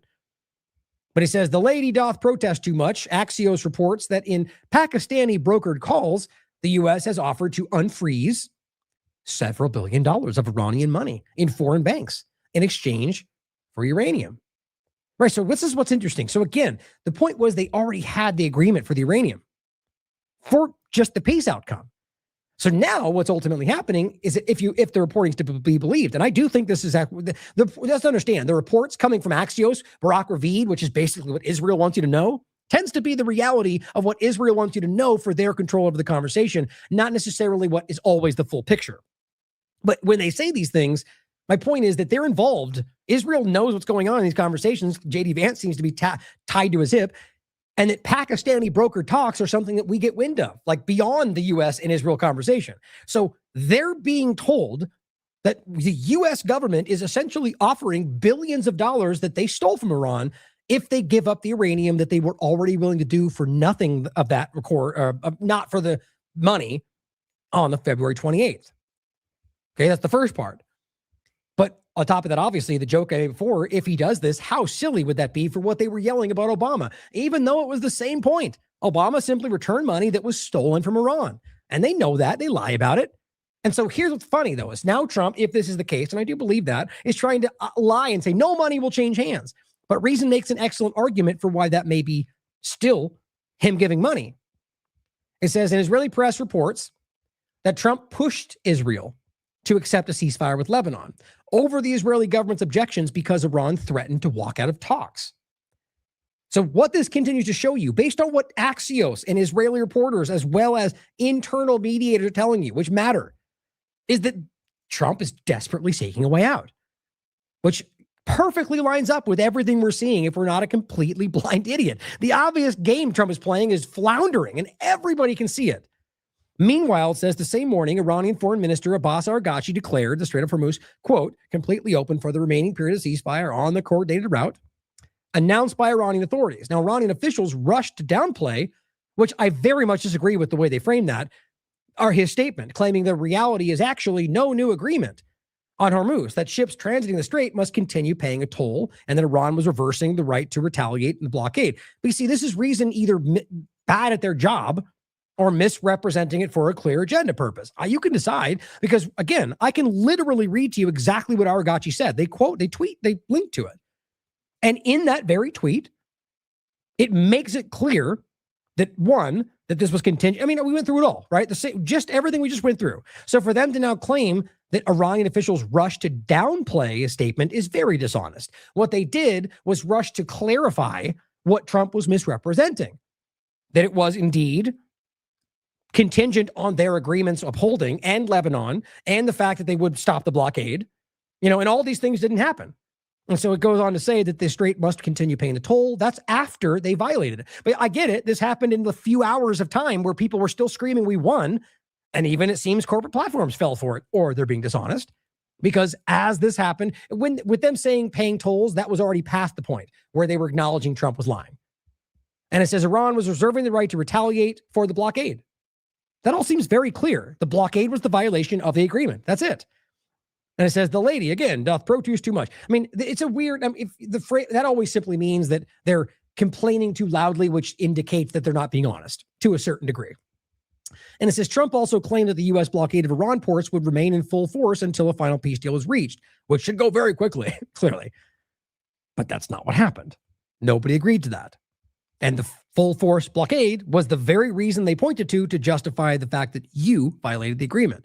Ironically, it says, the deal on offer is similar to past deals that Trump bashed that Obama made. I mean, they're not similar, they're worse. It's essentially the same situation with Iran having far more leverage and far more standing. And it says, rather than a total ban on the Iranian nuclear industry, and this is what they're reporting from inside sources, question it, the U.S. and Iran are discussing a temporary freeze.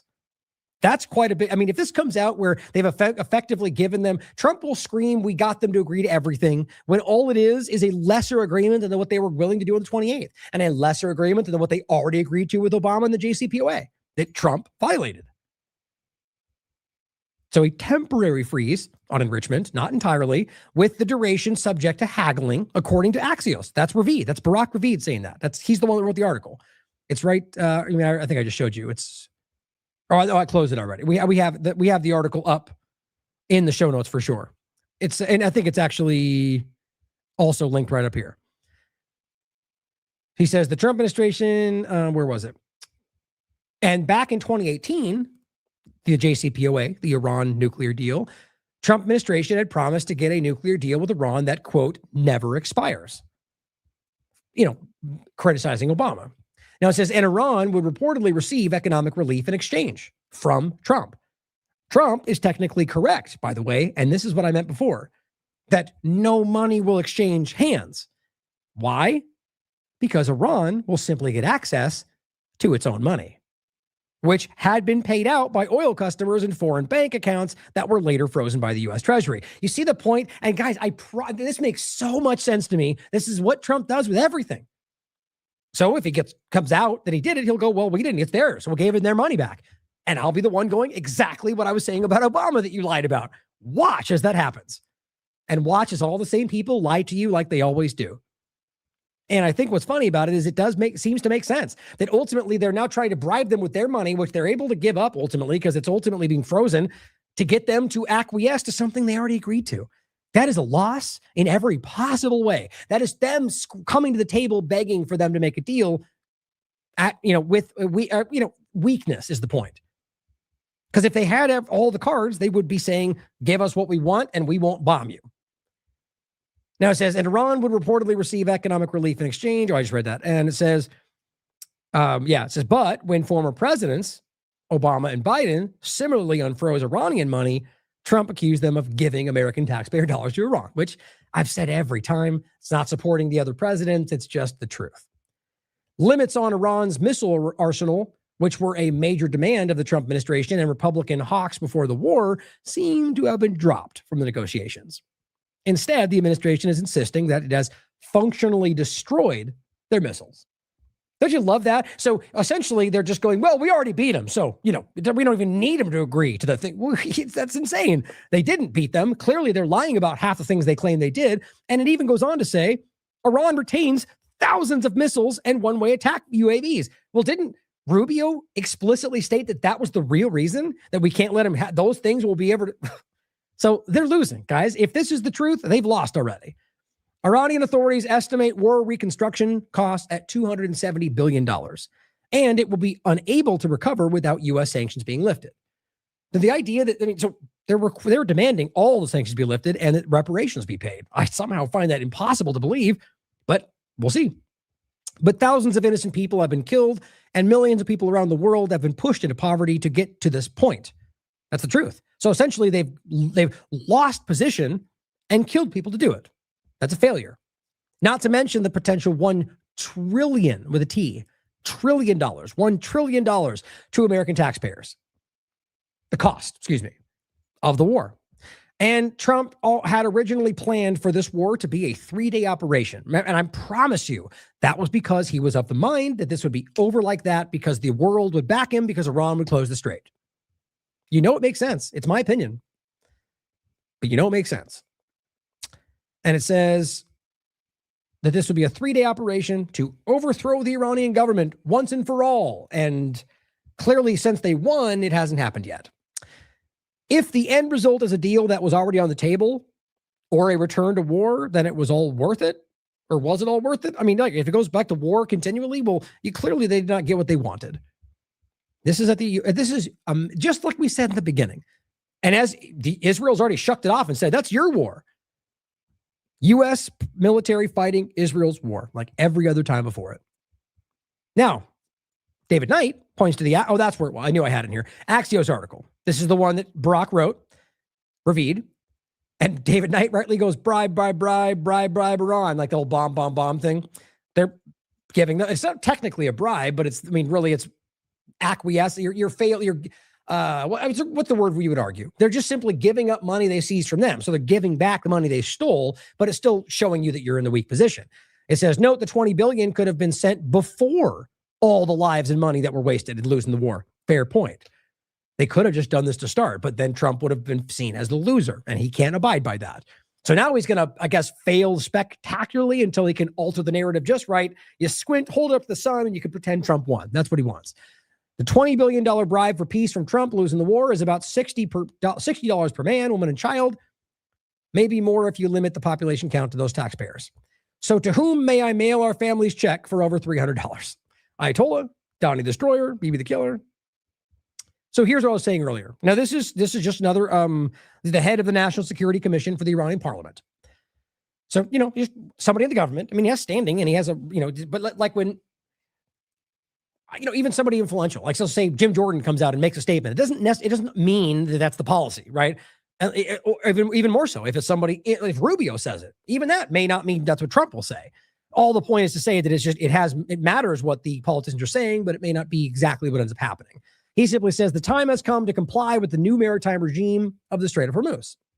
These regulations are determined by Iran, not by social media posts. This is what everyone says, the same point as before. Trump posting doesn't mean anything in the functional change. Under this new system, only commercial vessels with authorization from the Iranian Navy are permitted to navigate through designated routes after paying required tolls. That's no different than the Suez Canal, than anywhere, guys. If the U.S. attempts to create any disturbance for Iranian ships, this was yesterday, this situation can easily be changed. And they did. And we are. Right? So the U.S. broke the deal, and this is now where we are. So what they're showing you, guys, is that these shipping lanes, oh, you know what? I forgot to go, I think, I didn't actually focus on it. The article we went through already made the point, but I'll make a point of it here since I forgot to go in it deeper. What we talked about before of the ships and what happened as Iran, hold on a second. I must have missed something. That's frustrating. I feel like I accidentally closed something. Either way, what I was going to talk about, and I'll make the point here, is that this is the new dynamic they're pointing to, which you see these two yellow, orange pathways. That is what they're arguing you have to use, either going this way forward or this way out, just simply so they can maintain the security. And I argue that's exactly like any other place where this is the situation. It's not somehow, terrorism, because they just, if it was terrorism, they would just be robbing and stealing and bombing. It's not. They're literally presenting a plan for how it's going to functionally go and talking to the UN and talking to the neighbors. It's the reality, guys. And so what they're pointing here is that this is what we will be in if they violate the deal. And that's where they ended up. So what happened was, after Trump violated the agreement, you then had ships that were uncertain, unsure, and they weren't informed about these shipping lanes that were part of the agreement. That was the agreement before they even violated it, that they would adhere to their coordinated exchange. And Trump just said, we won, we got it, it's open, and just lied. So, or he was lied to. So then my point is you have ships that then after the violation, and Iran is saying all this loudly, but no one in the Western media is pointing to it, that they went through without those things. So then you have examples, and I know I closed something, damn it. Because I had videos of this. I had a video. Yeah, that's wild. I must have done something with that. I'll get into it the next show. It'll probably be tomorrow. We'll see. That's up in the air at the moment. But overall, the point back to it was that there was actual documented exchange, right? Where they were saying, like, look, you're firing on us. And they're saying, hey, you're not following the lanes. And the point is that ultimately they were pushed back. And I think there's now 3 examples of these ships that were fired on. As far as I could tell, they weren't sunk. There wasn't any, it's deterrence. But again, this will probably flesh out a ton more by tomorrow. All I'm highlighting, not that you have to agree with it, you could even call it a crime if you want, maybe you're right, is that Iran put this forward, Trump violated the agreement, then the ships that didn't align it with what they needed. Here's the point to add to it, by the way. From Iran's perspective, any one of these ships that are aligned with the U.S. could be potentially some kind of secret bomb or some kind of a military act. That's what, look at what they did with Sri Lanka, guys. This is what they do. So that's why they need this to be coordinated. And so suddenly you've got ships that are in many ways, like even India, you could argue, even though they were allowing it to pass, does have association with Trump and Israel, or more so the United States. But the point would be that arguably that they might constitute a threat. And when they start to not traverse the area by the path that were agreed to, they become a potential threat. Can you not put your mind in the sense of what Trump would do in the reverse situation? Whether you agree with it or not, it's logical. And so at the end of the day, that's what they claim is why they attacked those ships. And they denied the narrative was they attacked them to, pirates or whatever they called them. And Iran immediately stood up and said, that's not true. I had that outlined. I don't know where I lost it. And I'll make sure we talk about it more tomorrow, where they denied that it was any kind of a belligerent act. They said it was an act of enforcement for the area. And just remember, this is what they're showing. Now, here's what this is what it is. The Kabisi letter was the one that other one's trying to look like it, I think. And it says, as of the 18th, this was about 10:30 this morning, the U.S. military is preparing to board Iranian-linked oil tankers and seize commercial ships in international waters. You know what that's called? Piracy. Like the literal definition of piracy. These are not military ships. You're just talking about stealing things from Iran. And we're not even talking about, these could very well just be companies that exist in Iran that aren't even a government. Insane, guys. Iran's not doing that. And it says details include, the report comes just hours after Iran has declared the strait restricted again. This move is intended to step up economic pressure. There's no law guiding your actions. We're just going to steal and take and rob and torture, and it's okay because we're the good guy, is what they want you to believe. The U.S. says the blockade will actively pursue any Iran-flagged vessel or vessel attempting to provide material support. What does that show you? Does that show you that they're about to win? Does it show you that the deal's 30 seconds away from being made? It shows you that they're failing. It shows you that Iran did not play the game, called out Trump's lies, and now they're going, well, fine. We're desperate, so we're gonna start pushing this boundary. We're gonna start. How about next time they go, we're gonna start bombing your family's homes? How about then? Will you agree then? It's the same situation. This is Trump trying to push the boundary so Iran will just finally give in, even though they're in a position of strength. That's what I believe is happening. Watch as it gets worse. Watch as they start pressing the more boundaries if they're truly that in a position of weakness. Cornered animal. It says Iran has been exporting over 2 million barrels of oil per day throughout the war, which is now at risk. The Strait of Hormuz remains a contention. And as Robert Barnes, who is a lawyer, says, this would be illegal. He's right. He calls him Hegseth himself. personally, Hegseth himself called these type of actions terrorism and piracy. But as always, it's not a problem when they do it. That's how bad these people are, guys. That's the worst of the worst. Alienated destination nations like our Asia allies and risk confrontation with China on the high seas, ending wars by starting new ones. The Don Zhu special, they're making fun of Trump. I'm actually amazed it took people like this long to see what was going on. It's not an insult. I'm just saying, look, we've all been there. I've been lost in situations that I wouldn't see. Everyone at some point were blinded by the narrative. I'm just saying, it's surprising to me how long it took for people to acknowledge that Trump was being this type of dishonest, because he's always been doing this. So again, Israel violates Lebanon. So same conversation, guys, right? But this is a bigger part of it. Or, I mean, I said that wrong. It's a big part of it, rather than this is the same conversation that they tried to convince you was totally not connected, so Israel could pretend it was not part of the ceasefire. And then it gets included in the ceasefire, and Israel violates it anyway. And the argument then becomes, well, right now, since Iran is breaking the rules, which they're not in this circumstance, well, then Israel can start bombing Lebanon again, right? But wait, Israel, didn't you just tell us it was not connected? But now you're saying since they violated the deal over here, that way we can bomb over here? Well, yes, because it's always been connected. And Israel just does what it wants and just changes the narrative. This is today. Israel launches first strikes on Lebanon since ceasefire. That's not true. I've verified this to you, but this is what's being allowed to be discussed because it's now being very publicly pointed to isolate 55 villages, because no big deal, right? We just want to bomb out little areas of people that live there and happily live, anyway, it just kills me. I'm trying to be like, don't laugh, you cry kind of thing. We're openly discussing the fact that they're just ethnically cleansing and just bombing villages in Lebanon. The whole world sees that. You don't think we all know what's going on? Israel accuses Hezbollah militants of violating ceasefire. Right.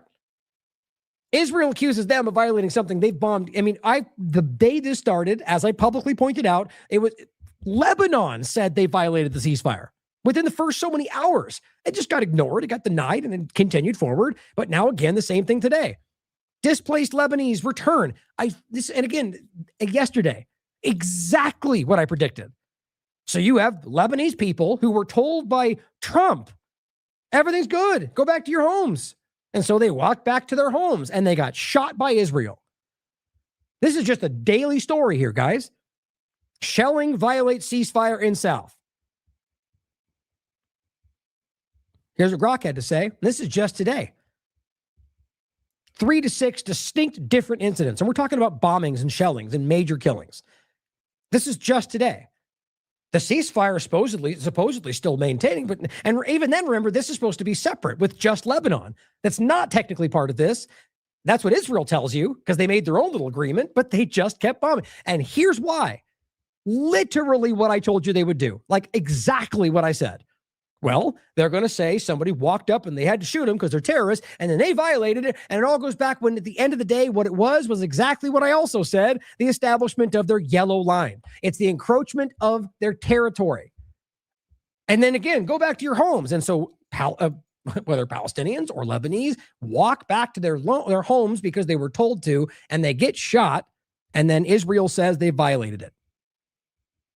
Here's what IDF put out. Hezbollah ceasefire violation. Since the ceasefire came into effect, again, guys, verifiably the case that they bombed villages hours into the supposed ceasefire. But then after that, the IDF soldiers south of the yellow line, which by the way is beyond, I think it was something like 20 kilometers beyond the blue line, which was a previous demarcation line that the UN created with the important point that the Israeli government would pull back and eventually leave. They never did. That was decades ago. Now they're making a new line that they're never going to leave from because we can all know that we're not ridiculous, right? But identified several incidents in which they said terrorists violated the ceasefire understandings by approaching from the north. Yeah, you mean the people you said could go back to their homes? Posing an imminent threat. In order to remove that threat, the IDF conducted precise strikes against the terrorists and their infrastructure sites. Yeah, so you shot people walking over to you and bombed homes. That is literally what happened. And as this person also points out in his opinion, but it is the case, he says, so to sum it up, a guy walks towards the ceasefire line, he never crossed it, and he was killed by an airstrike. No, technically, Israel violated it. I mean, how do you even possibly make sense of this when they were the ones told that they could go back to their homes? It's just like with the Gaza and the red lines they put up. And I told you even then that violated the alleged ceasefire. And what did I say? They would bomb. I mean, it's not like we are psychic. It's who these people are. If you're not lying to yourself about what this government is, you can predict what they're going to do because they do it every time. Here's the article. This is the Daily Sabah. Israel says establish yellow line in Lebanon as in Gaza. Yep. Israeli military said on Saturday it had established its yellow line boundary in Lebanon, similar to the division it used in Gaza Strip. Reporting, I hope you're picking up the point here of the coordinate of the same elements. The Board of Peace, the encroachment, the Apple ethnically cleansing the territory names. I mean, we are watching this great reset take place. Reporting targeting suspected militants approaching its troop line along the line as Israel seeks to expand its invasion of Lebanon. Right, so it's just a coincidence that the territories that they made up Hebrew names for and that Apple wiped out on the map just so happens to be the places you moved your line to and then killed innocent people to protect. Over the past 24 hours, IDF forces operating south the yellow line is the same point they just said. Shot people approaching the line. Immediately after identification, and in order to eliminate the threat, forces attacked the terrorists in several areas of southern Lebanon. Yeah, a civilian-populated area. It said nothing, noting that the military was authorized to take action against the threats despite the ceasefire. And there it is. What did we tell you? Well, as Craig Murray said the same. Well, they maintain the ability to defensively respond. Well, that's all they ever claimed to do. Literally, they're defending ourselves. So what do they say? Well, we're allowed to do this because even though it's ceasefire, we were threatened. It's just, and it's, again, you can watch the show yesterday and watch as I say, watch as this happens, and then it happens. It's not something to praise, guys. It's just obvious. And since the ceasefire came into effect in Gaza on October 10th, which, by the way, they've never maintained. They've killed people every day since then. The Palestinian territory has been split by a yellow line. And de facto boundary dividing Gaza into two zones. Oh, I said red. I thought it was red. Either way, same line point. Two zones in Gaza. One under Israeli military control, and they say one under Hamas control. The group that you guys have still yet to actually do anything, they were never fighting Hamas. Not in the earnest sense. They were bombing everybody. They were killing anybody in the area they could find. And they still seem to not have control. That's how powerful they are, apparently. And Donald Trump said that the United States has prohibited Israel from bombing Lebanon following a ceasefire deal. And they did it right away, and now they're doing it again. Adding that Washington would work with Lebanon to deal with Hezbollah. Right, because the ceasefire was also with Lebanon to stop Hezbollah, even though the only group bombing and engaging with Israel is Hezbollah. So you made an agreement to stop the bombing that's with the group that's not involved with the bombing. Totally makes sense. Guys, this is just playing on stupid or uninformed people. That's what it is. They're using people's intentions, good intentions, to keep them. They're creating a circumstance where they fill you full of nonsense and then basically just create a construct where it looks like the bad guy's doing bad things and then just tell you what's going on. It's just like what's happening with Iran. Trump's just gaslighting you entirely, whole cloth lies. The idea here to say that they're prohibited from bombing Lebanon and then watch them bomb them and act like they're not violating it it's the same thing they happen every time. And to argue that they would deal with Hezbollah simply maintains they're still at war with Hezbollah. There is no alleged ceasefire. Everyone can point this out that's been paying attention. But Israel has not yet finished the job on Hezbollah, says Benjamin Netanyahu, vowing to continue no matter what. Guys, this is the same thing with Gaza, the same thing with Iran. Netanyahu said no matter what they agree to, we're going to have our goals that we're going to meet. So who's in control? You can decide. A senior official in the Trump administration tells U.S. media that negotiations with Iran are expected to be held Monday. This is how stupid this is. Apparently, we're still going to have to be talking. Well, here is the Iran deputy foreign minister saying today, talks with the U.S. cannot happen until the two sides agree on a shared framework. He stressed that whatever Iran agrees to in negotiations must preserve its rights under international law. Okay, so it's going great. We're about to win. It's all won. We won everything. And then he's like, we're not even talking. Same old, same old. Now let's update this real quick to see if anything's happened since. Doesn't look like it. It looks like a British military said a cargo vessel was also attacked, but it's the same point, right? The reality is they're simply transiting the waterway without going through the routes they said that were required. That's what at least Iran is claiming, to be clear. And I'm not here. Nothing about that was even discussed by corporate media, so they might not even know about it. I find it hard to believe, but the point is that it's just clearly you're being misled about the reality of all this. Doesn't look like anything's changed since. Oh, and let's not forget, Palestine is the most well-documented genocide in history, and yet the most denied. The reality of what you're looking at is just undeniable, guys. They've been doing this, and they're doing it in Lebanon, they're doing it in Syria, they're doing it everywhere. On top of that, here's UNICEF. They're outraged by the killing of 2 drivers. Trucks contracted by the United Nations to provide clean water to families in Gaza. The victims were, of course, killed by Israeli fire in an incident that took place early in the morning. Condolences to the families of the men killed. Saul Rudd. Israel kills 2 UNICEF drivers simply trying to bring water to families in Gaza. Is this story going to get any coverage? Or is the ongoing genocide not newsworthy? Well, you know the answer. I haven't heard anybody talk about this. Not yesterday, not today. Who cares, right? Because UN is Hamas, apparently, whatever that even means. These are literally people trying to bring water to starving and people dying of thirst families. Starving families, people dying of thirst. And they shoot them. And that's the story, guys. They're not even arguing a narrative. And it's just crickets. Anybody confused? Shouldn't be. It's about the most obvious thing in the world. Now, on top of that, to end, I can't say that this necessarily is going to be, backed up by the entire Ansarallah movement, the Houthis, but this is somebody who is representing this to a degree, simply pointing out, don't sleep tonight. The expected. This is on the 18th, 4 p.m., simply showing missiles. And so you could argue it's hype, but very well may mean that the Houthi movement is about to step into this because it's obvious that the U.S. and Israel are not interested in anything other than their control. So just want to point out that there may be more action, and anything continues to spin out, it's 100% the fault of the people illegally and belligerently maintaining a war that nobody seems to want. And lastly, Burning Beard pointed this out. Now, I'm probably going to look into this article more deeply. So I just got into this maybe an hour before I was getting the show ready. And it's interesting. And I'll include this. It's called Order Without Order. Foreign policy is a very clearly, state kind of level influence and campaign, but there's been content that's important to see from it. But he simply says they're carving up the planet. The goal of every move being made is to create technocratic regionalism. The televised soap opera of not war is for your distraction and confusion. So Trump and what's going on, right? It's a good point to think about. Stop listening to paid social influencers and read the historical planners. Important. Now, check it out. Read it for yourself. We'll go into this in another point. But the idea, like with Corbett and I talked about, I'll include that when I finish, that it's obvious this is part of it, guys. It's obvious that everyone involved and every interest is about some kind of global transition. It's obvious. Who's to say whether they're winning or the lies are part of it? Question it all. And very much consider what he's pointing out here, right? That this may well be a presentation to get you to stop paying attention to something else.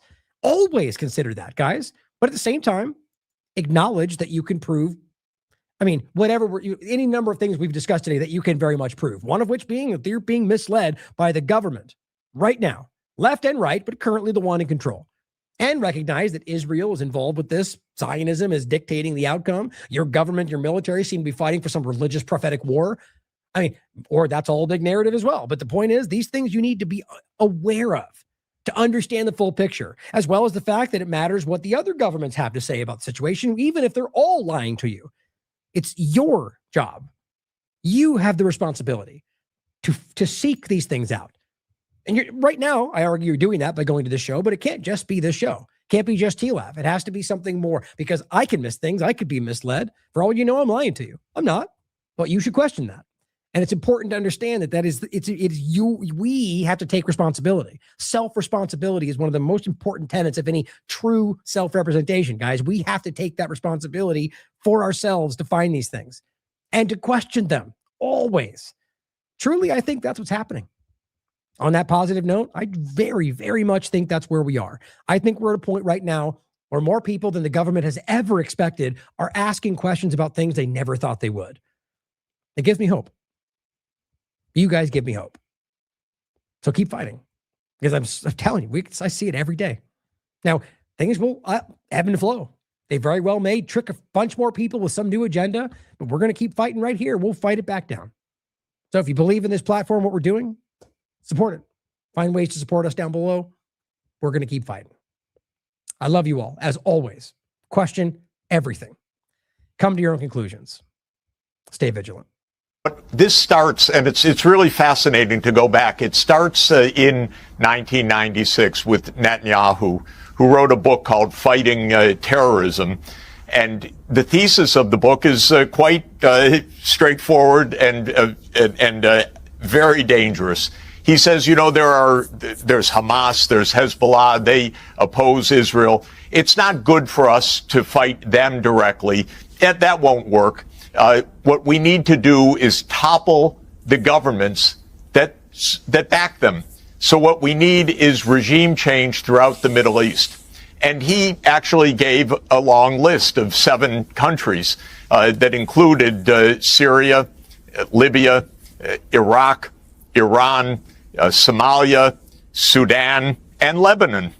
And systematically, the United States has done Netanyahu's bidding for almost 30 years now, going to war with every one of them except for the big one that Netanyahu so much longs for, which is the war directly between the United States and Iran.